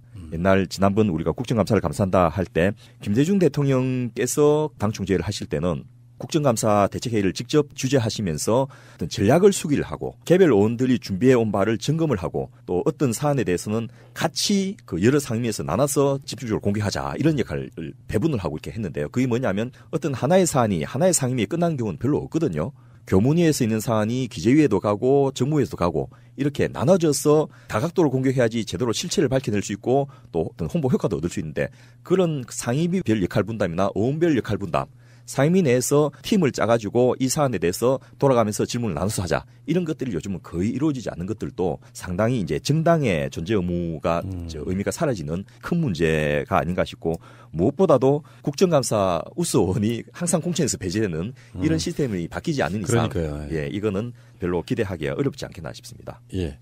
그리고 이제 그 10월 말까지 웬만한 국정감사는 다 끝났는데 상임위 중에 이제 겸임 상임위라고 해서 여성가족위원회, 정보위원회, 국회 운영위원회 이런 데는 11월 초에도 더 이제 별도 국감 한다고 알려져 있고요. 그 부분은 넘어가겠습니다.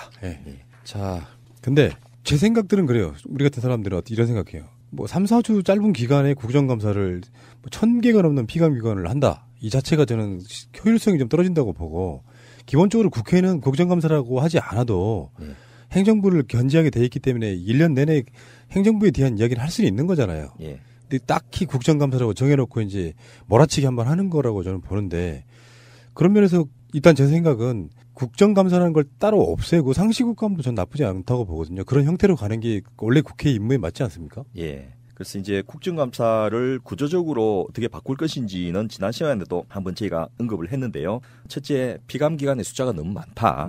그래서 산하 기관들 정도는 국감 때 이제 챙겨보더라도 주무부처는 상시국감으로 가야 되고 현재의 국회의원 쪽수로는 감당을 못하니까 이것만으로 볼 때라도 국회의원 정수는 늘려야 된다. 정무위에서 우리가 봤듯이 어떤 하나의 문제를 파헤치면 거기서 1,000억, 2,000억의 혜택이 돌아오는 이런 상황에서 국회의원들을 늘리는 게 국민 전체 입장에서 보면 절대 낭비가 아니다.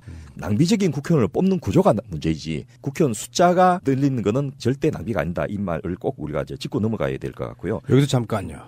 이번에 국회의장실에서 여론조사한 거 하나 발표됐는데 연동형 비례대표에 찬성하는 국민이 3분의 2더라고요. 예. 굉장히 홍보가 많이 됐나 봐요, 생각보다. 예. 용어 자체가 생소한 분도 꽤 있었을 텐데 말이에요. 그러게 말입니다. 그게 연동형 비례대표제가 굉장히 좀 대대적으로 도입이 되면 국정감사의 질은 높아질 수밖에 없는 거잖아요. 그렇죠. 예. 이제 일단 지역구에서 열심히 경주사 쫓아다니는 국회의원이 정책 사안에 대해서 깊이 있게 이해하고 하는 건 상당히 어렵거든요. 그런데 우리나라의 정서상 나를 대변하는 우리 지역을 대변하는 지역구 국회의원을 없앨 수는 없으니까 상대적으로 비례대표 숫자를 2대3이나 또는 뭐 5대5 정도로 늘려가지고 전문성을 보강해 주는 것이 하나고요.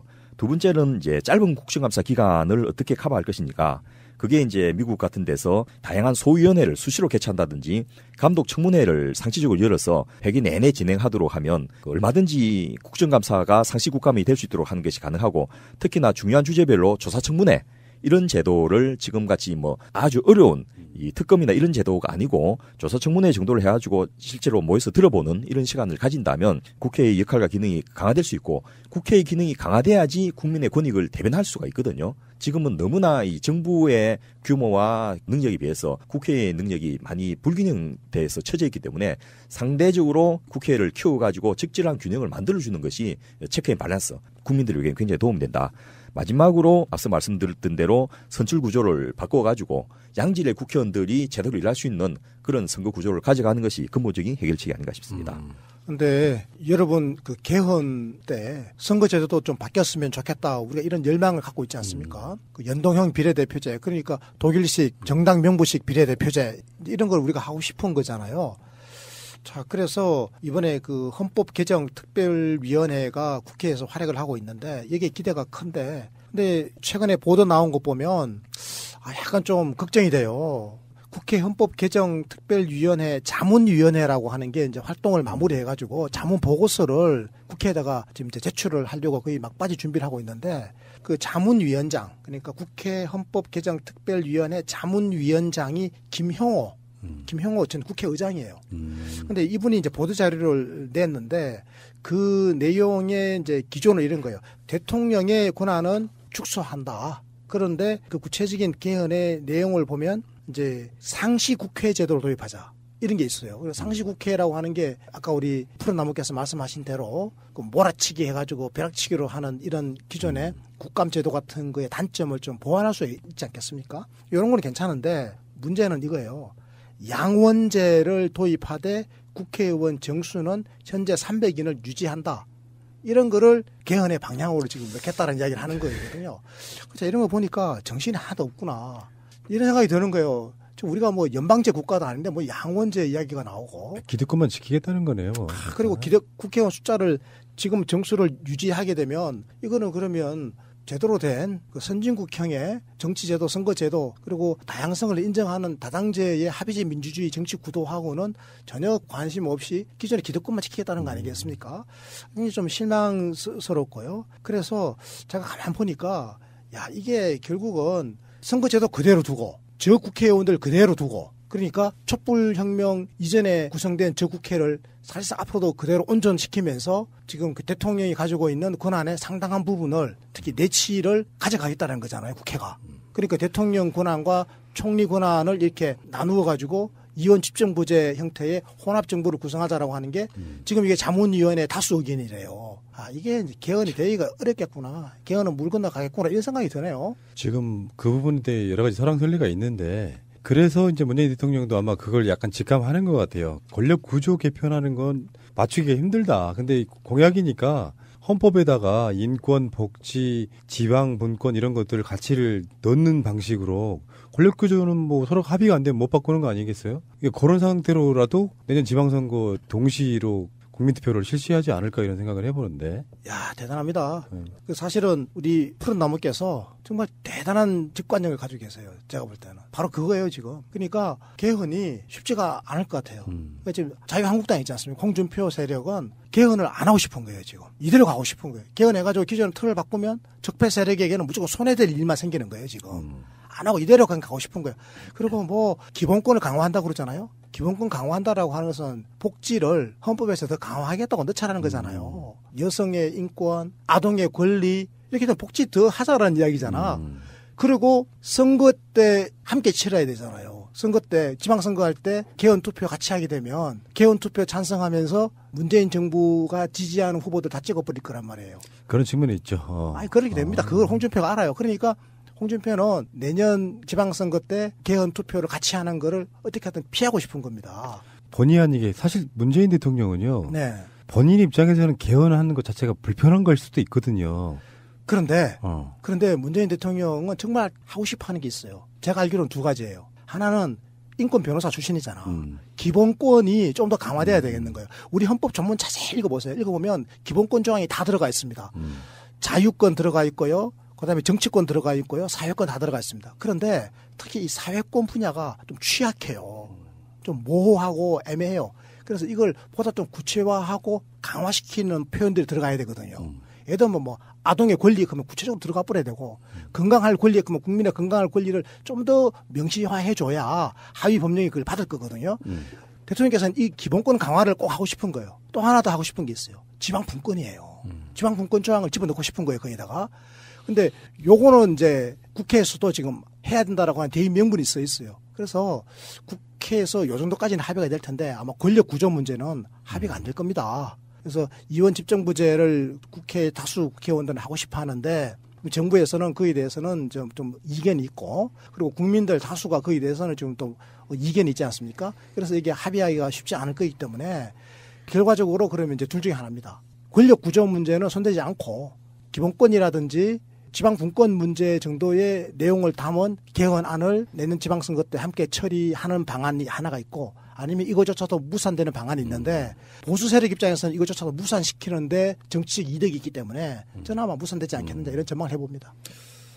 자, 어쨌든 간에 그 국정감사에 대한 이야기.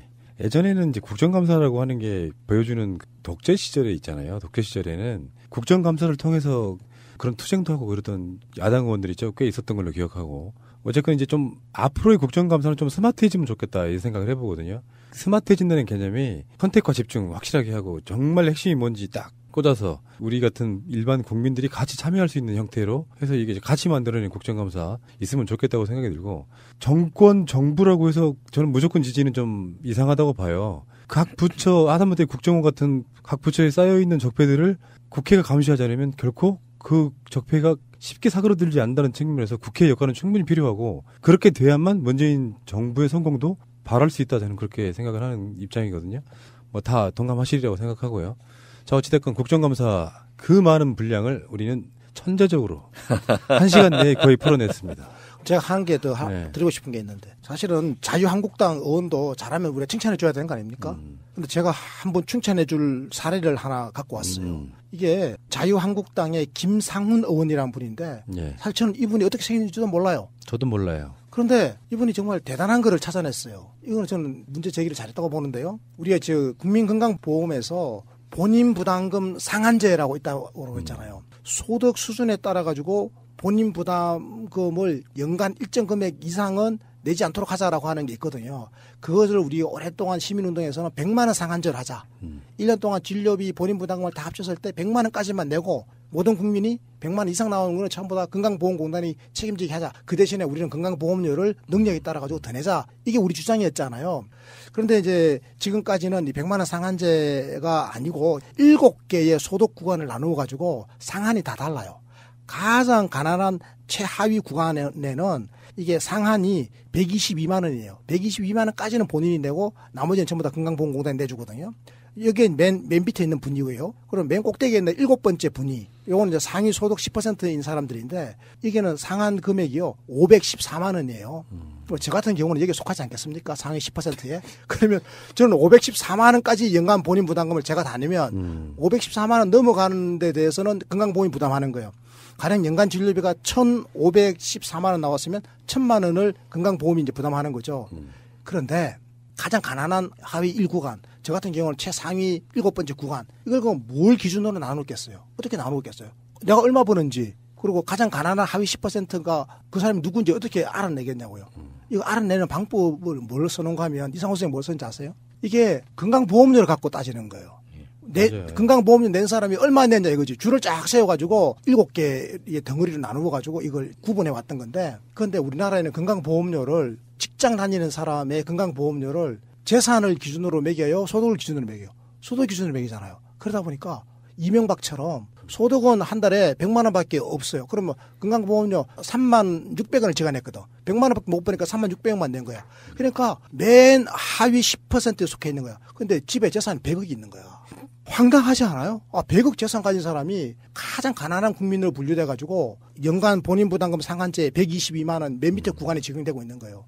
이거 문제 있잖아요. 이거를 밝혀낸 거예요. 김상훈 의원이란 분이. 그래서 문제 제기를 했어요. 저는요, 이런 거는 여야를 막론하고 바람직한 문제 제기한 거잖아요. 그럼 이제 앞으로 아마 정책 방안을 찾을 거 아니겠습니까? 예를 들면 뭐 너무나 재산이 많이 있는 사람 같은 경우에는 상한을 좀 높이 짜라든지 이런 방안을 이제 정책적으로 고민할 수 있는 계기를 만들어주는 거죠.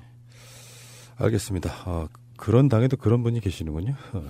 감사드리고요.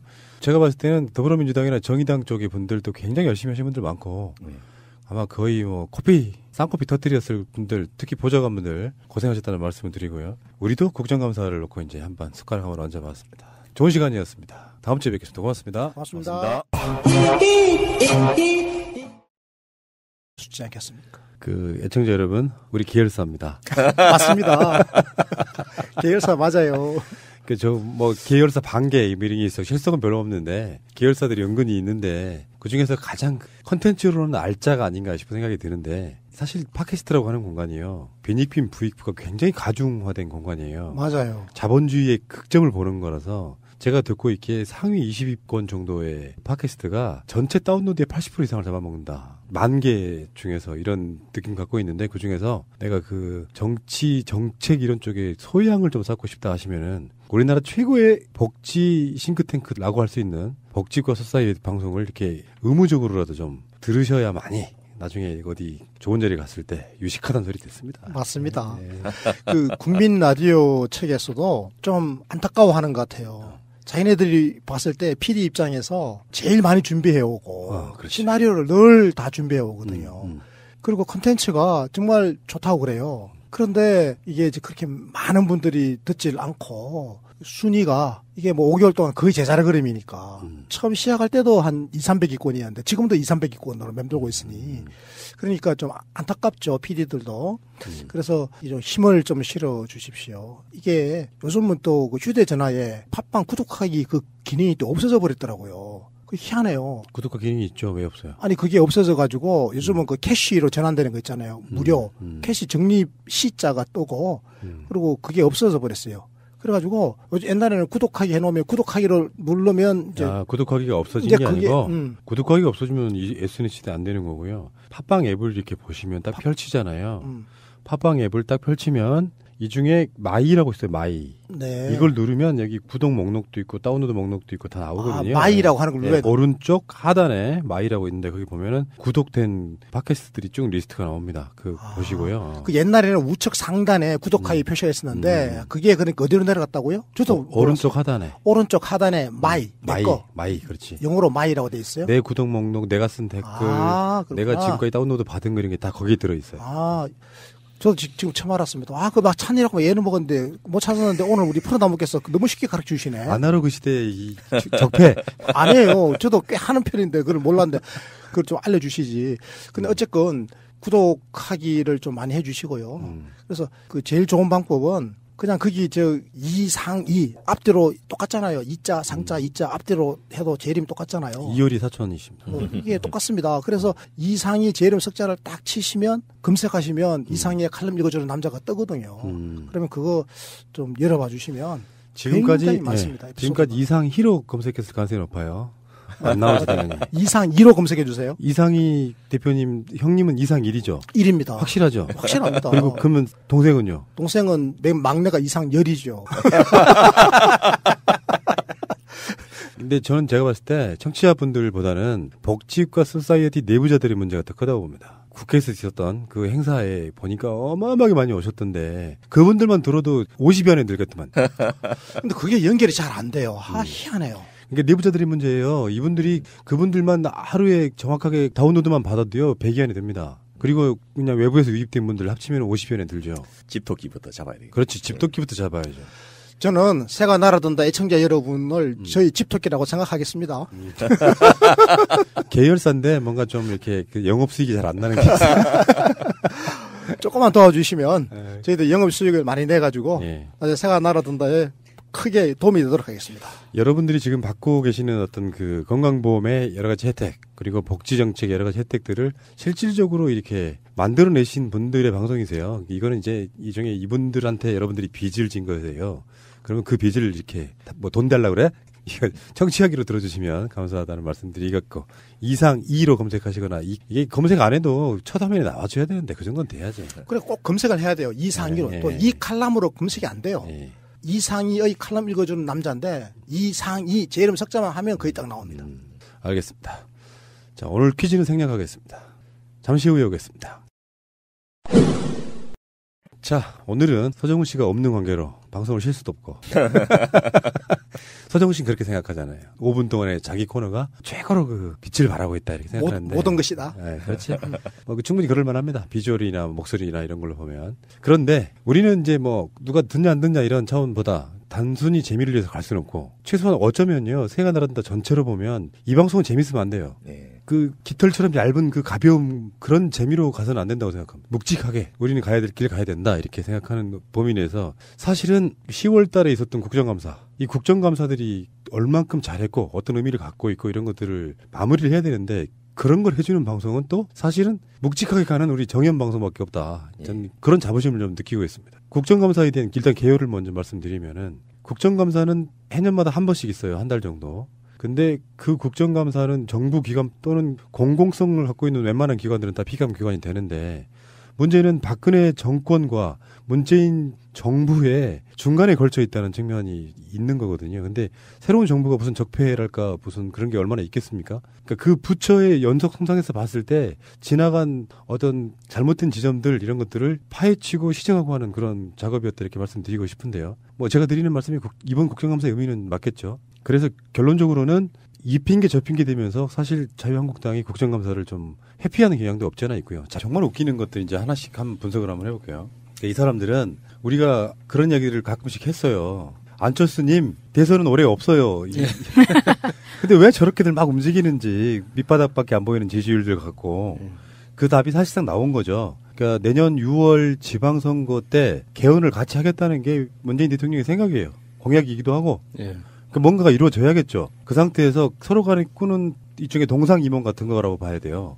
하나는 권력 구조를 어떻게 한번 바꿔볼까. 그래서 사실 우리나라 현재 상황에서는 의원 내각제가 시기상조라는 게 정설이에요. 일부의 의원 내각제를 주장하는 보수적인 사람들도 있지만 대체적으로 한국 사람들 느낌이 그런 거 아니에요. 저는 극렬 반대합니다. 네. 그래도 가장 선호하는 것 중에 하나가 미국식 4년 중임제 이런 건데 그런 관점에서 권력 구조의 개편에 혈안이 돼 있는 사람들. 왜 그러냐면은 일단 권력 구조 개편을 하는 개헌을 하게 되면 굉장히 판이 흔들려요. 사람들이 그것에만 올인한다 이런 얘기죠. 그래서 그걸로 한번 타결을 한번 해보는 거지. 그러니까 문재인 대통령은 공약을 지킬 거라는 어떤 전제하에 서로 간의 동상이몽을 지금 꿈꾸고 있다 이런 얘기인데 제도로서의 민주주의가 흔들리고 구타는 일은 이제 없습니다. 민주주의가 밥이고 밥이 민주주의가 되어야 합니다. 여수에서 있었던 국무회의에서 지방분권, 지방정부 이런 이야기하면서 지방자치를 우리 헌법에 담겠다 그 가치를 뭐 그렇게 이야기를 하고 있는 거지 않습니까? 근데 이제 재밌는 게 그러면서 왜 저렇게들 분주하게 움직이는지가 이제 답이 좀 나온 것 같아요. 분주하다는 그 말씀을 풀면은 바른정당, 자유당 통합 논의, 뭐 국민의당, 바른당 통합 논의 이게 이제 굉장히 복잡하게 얽혀 있잖아요. 근데 그 이유가 그 말씀하신 개헌과 맞물린 선거 문제, 대통령 선거를 바라보고 지금 미리 움직이고 있다는 그런 말씀인 거죠. 그렇죠. 그 밑밥 까는 거죠. 계속해서 밑밥 깔면서 이 상황에서 가장 중요한 게 그 밑바탕에 뭐가 깔려 있어야 되냐면 지방선거의 승리랄까 또는 선방. 미미하지만 존재감이라도 과시해야 된다고 하는 그들 정치 세력 사이의 절박함 같은 건데요. 이제 중요한 게 재밌는 게 정치권의 분석은 그런 거예요. 일단 홍준표는 왜 김무성을 받아들이려고 할까? 그 부분은 답이 어떻게 보면 쉽게 나오는 거예요. 홍준표 자체가 우리가 말하는 것처럼 독고다인데 홍준표가 대선 때 13명을 받아들였잖아요. 바른정당을. 지금 현재는 홍준표가 덕고다이지만 홍준표에게 붙어있는 세력들은 점점 늘어나는 거예요. 홍준표 대선 넣겠다고 바른정당에서 넘어왔으면 일단 이게 잠정적으로 홍준표계가 되는 거죠. 자유한국당 내에서는 말이에요. 그렇지만 압도적인 다수를 차지하고 있는 친박계를 못 이기잖아요. 그러니까 홍준표는 김무성이 들어와서 지금 바른정당에 있지만 들어와서 친박계의 대항마로서 위치해 주길 바라는 거예요. 일단 뭐 그들 사이는 거물이니까 그런 측면이 있는 거고, 반대로 김무성은 노림수가 더 심각해요. 김무성은 홍준표의 대부분 판결로 홍준표가 낙마하는 걸 기대하는 거예요.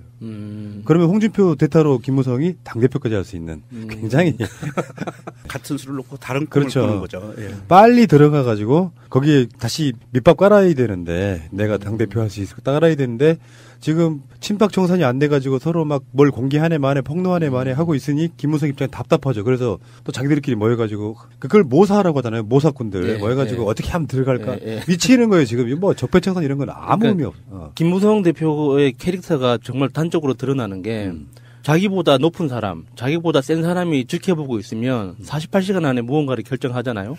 48시간 안에 하든지 말든지 뭐 도장을 들고 나르든지 가지고 오든지 결정을 하는데, 자기보다 높거나 센 사람이 없는 상태에서 어떤 주체적인 판단을 요구하니까 아무것도 못하고 갈팡질팡하고 있는 거예요, 그냥.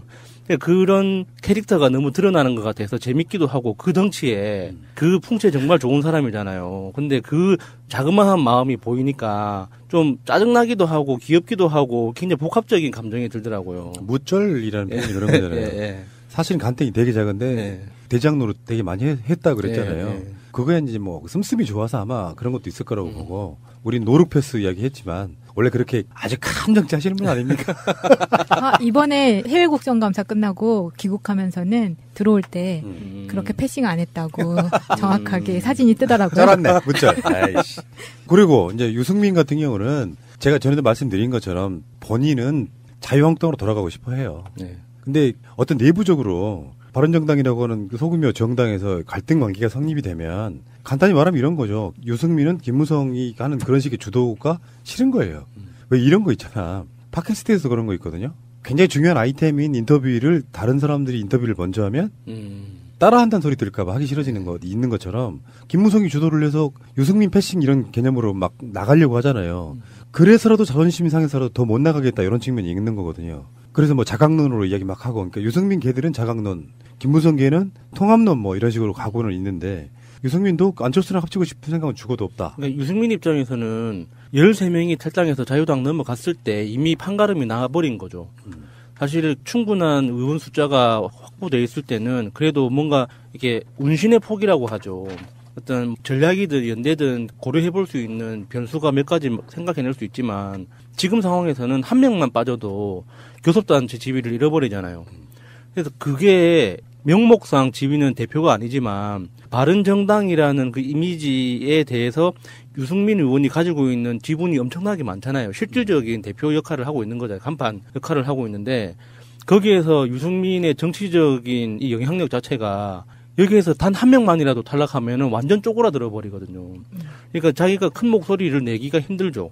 그게 대상이 김무성 의원이든 뭐 홍준표 대표든 누가 됐든지 간에 당당하고 딱 날카롭게 이렇게 댓글이 하는 게 힘든 상황이니까 정말 이렇게 잊어줘도 못하는 상황인 거죠. 그래서 유승민 입장에서는 원값 올리기라는 말이 맞아요. 국민의당과 통합 자체를 진심 없는 원값 올리기 이 개념으로 던졌는데, 우리 순진하신 초딩 4학년 안철수 국민의당 대표가 덥석 물었단 말이에요. 그러면서 이제 당내 사전 작업을 다 해놨어. 뭐 지역위원장 사퇴라든지 등등을 다 해놨는데 분위기상 당내 반발도 반발이지만 유승민의 속내를 저는 읽었다고 봐요. 자기 몸값 올리려고 우리하고 이제 페이크를 했구나 이렇게 생각이 들면 안철수 입장이 좀 난망해지는 건데, 안철수의 욕심은 궁극적으로 뭐예요? 문재인 때리기를 계속하고 있는 측면은 딱 그거 아닙니까? 새로운 보수의 대안이 되겠다 이런 거잖아요. 그리고 총선 때도 한 맛을 봤고, 그러니까 보수 중에서 꽤 건강한 사람들이 우리 당을 찍어주더라는 그 맛을 봤단 말이에요. 기존에 있던 민주개혁 세력의 사람들이 찍어준 것과 합쳐서 그렇게 했기 때문에 안철수 입장에서는 진짜로 이렇게 뜬구름 잡는 어떤 생각을 하다가 지금 폭망한 상태가 되는 거라고 봐서, 안철수식의 정치가 결국엔 이쪽의 인심도 다 잃고 저쪽한테 농락당하고 뭐 그런 거죠. 안철수가 이렇게 얘기했습니다. 함께 살아가는 공화주의로 중도개혁으로 나아갈 것. 또 극중주의야. 네, 이게 이제 말장난인데 사실은 이번에 굉장히 큰 수를 던진 거라고 봐요. 이 공화주의라는 단어를 던진 거는 그건 사람들이 대부분 공화주의가 대충 뭔지 알아요. 대한민국은 민주공화국이다. 그래서 대한민국은 법 체제는 민주주의고 생활 체제는 공화주의로 간다. 이렇게 못 박혀 있거든요, 헌법에. 그럼에도 불구하고 안철수가 뜬금없이 공화주의라는 단어를 꺼낸 것은 2016년도 대선 기간에 나는 공화주의자입니다라고 계속 이야기했던 사람이 유승민이에요. 어떤 유승민에게 계속 추파를 던진다라고 저는 생각을 하거든요. 사실 이 공화주의라는 것은 우리가 좀 자세히 들여다보면 몇 가지 특징이 있는데 민주주의를 살짝 포괄하는 개념이거든요. 그래서 공화주의는 전통적으로 군주제에 맞서서 다수가 권력을 분점하는 나눠 갖는 시스템을 공화주의라고 하고 여기에 가장 키포인트가 되는 핵심은 공공선이라는 단어가 나와요. 공공선에 의한 자유 그리고 공공선을 추구하기 위한 시민의 의식, 시민의 도덕성 이런 것이 공화주의의 핵심적인 요소로 나오는데 사실 대한민국의 그동안은 헌법에 명시되어 있는 대한민국은 민주공화국이다라고 해서 공화주의에 대한 시스템이 사실은 약했었어요. 그런데 이것이 지난 대선을 거치면서 지금 현재 문재인 대통령에 의해서 사실은 공화주의 사상이 많이 지금 녹아들어가고 있거든요. 공공선이라든지 복지. 그중에 가장 중요한 부분은 공화주의의 핵심적 한 가지는 경제체제가 이게 있어요. 사람들이, 인민들이 돈에 의해 구속받지 않고 자기의 자유를 누릴 수 있는 시스템. 이게 들어가 있거든요. 이게 공화주의의 핵심 중에 하나입니다. 경제체제에 있어서. 그래서 기본소득이라든지 복지라든지 이런 것이 늘려나가는 것이 공화주의인데 이 안철수 씨가 어제 얘기한 공화주의라는 사실은 이분은 이 뜻을 모르고 이야기한 것 같아요. 이미 대한민국 정부에서 공화주의 시스템으로 굉장히 큰 발을 띄우고 나가고 있는데 자신은 공화주의를 이야기를 해. 그거는 안철수에게 적극적으로 어떤 신호를 보내는 것 같다라는 생각을 합니다. 대한민국 민주공화국이라고 그렇게 외쳤구만. 그러게 말이야. 여기에서 그 공화주의의 한 가지 핵심적인 거는 이게 있어요.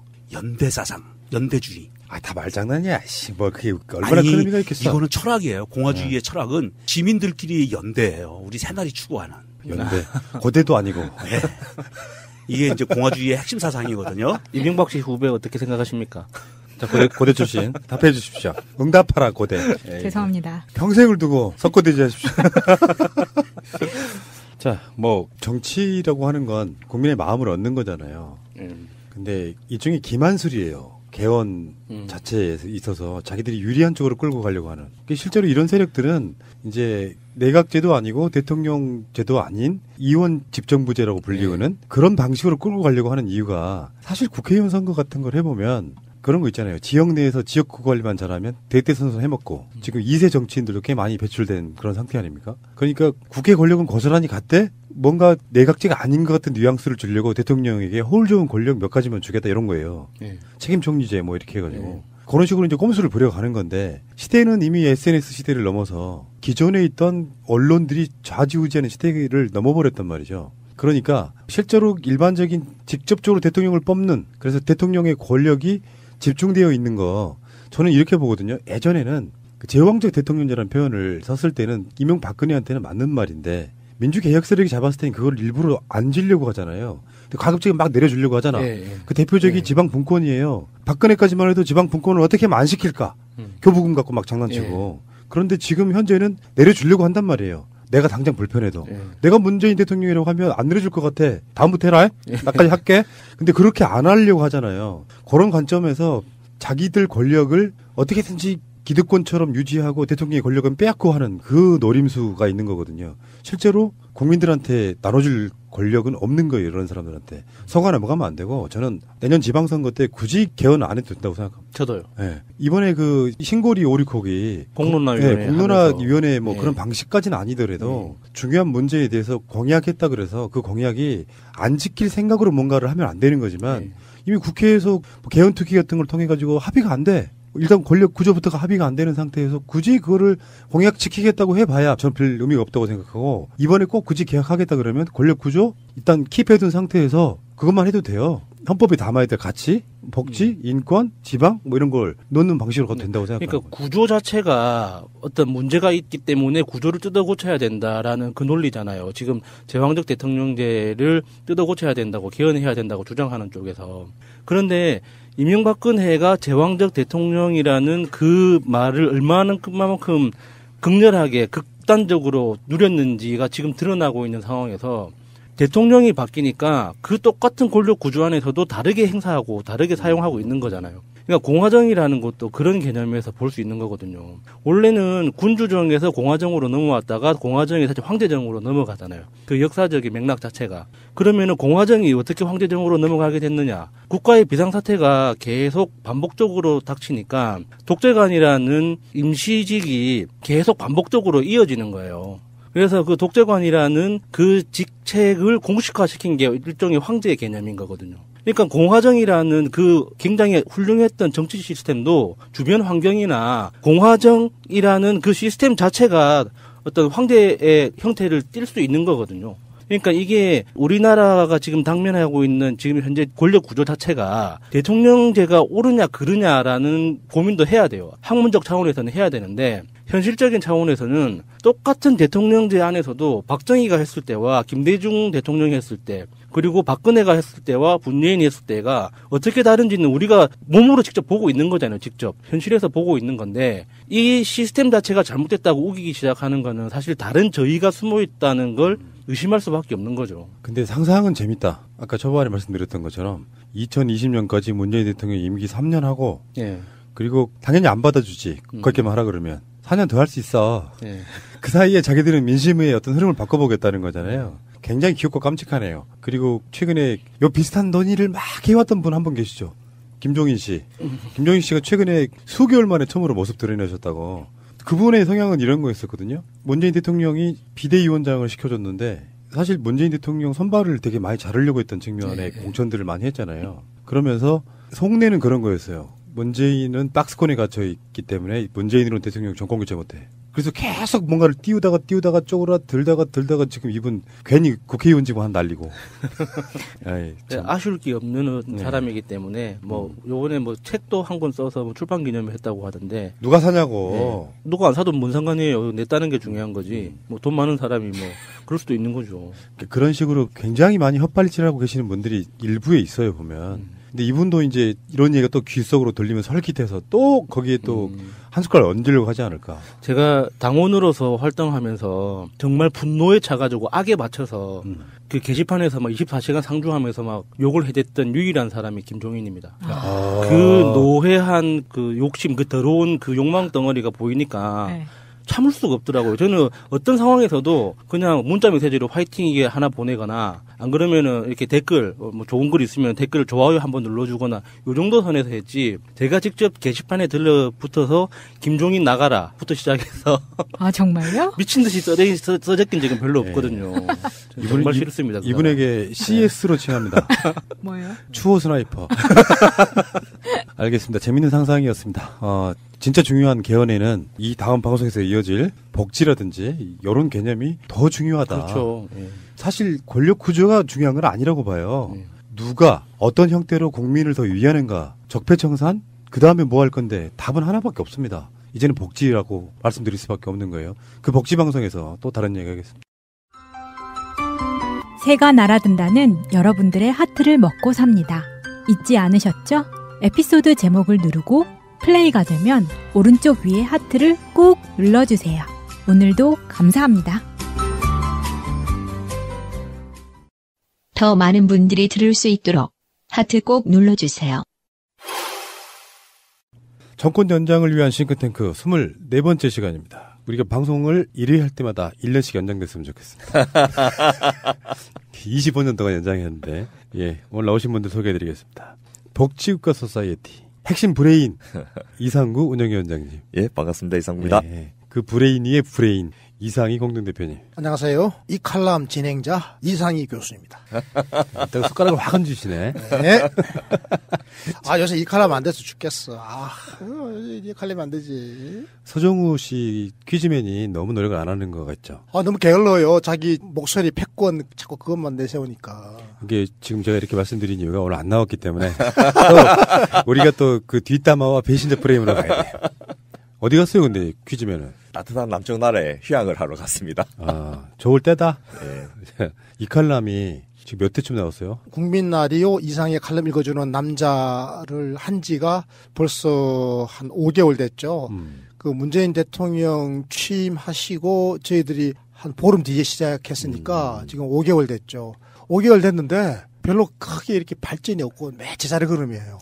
일주일에 에피소드가 3개 나가는데 그러니까 목요일, 금요일, 월요일 이렇게 3개 나가거든요.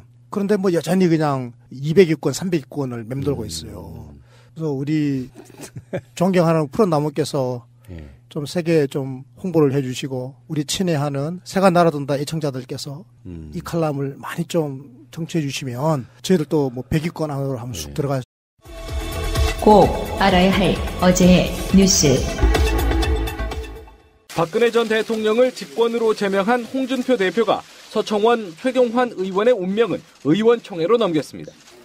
그것까지 논의를 하면 정치적 부담이 크기 때문에 그거는 논의를 안 했는데 그것은 원내 의총회 대상입니다. 현역 의원의 제명은 의원총회에서 정한다는 규정을 따르겠다는 원칙을 밝힌 것이지만 일각에서는 친박계의 반발을 고려한 숨고르기 또는 두 사람과의 물밑 타협을 모색하겠다는 의중을 비친 것이란 해석도 나옵니다. 그러나 홍 대표는 적어도 표면적으로 초강경 태도를 보이고 있습니다. SNS를 통해 연일 모욕적 표현을 동원하며 불태전의 의지를 표출하고 있는 겁니다.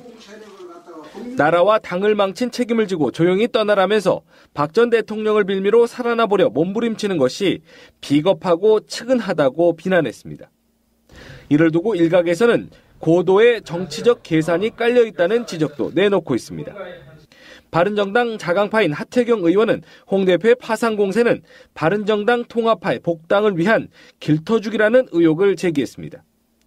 박 전 대통령 제명이 당의 생존을 위한 막다른 선택이라고 강조했던 홍 대표. 서청원 최경환 의원에 대해서도 같은 명분을 내걸며 속도전에 나설지 아니면 냉각기를 가지며 여론을 볼지 홍 대표의 속내에 관심이 쏠리고 있습니다. 취임 후 처음으로 일본을 방문한 트럼프 미 대통령을 아베 일본 총리는 곧바로 도쿄 인근의 최고급 골프장으로 초대했습니다.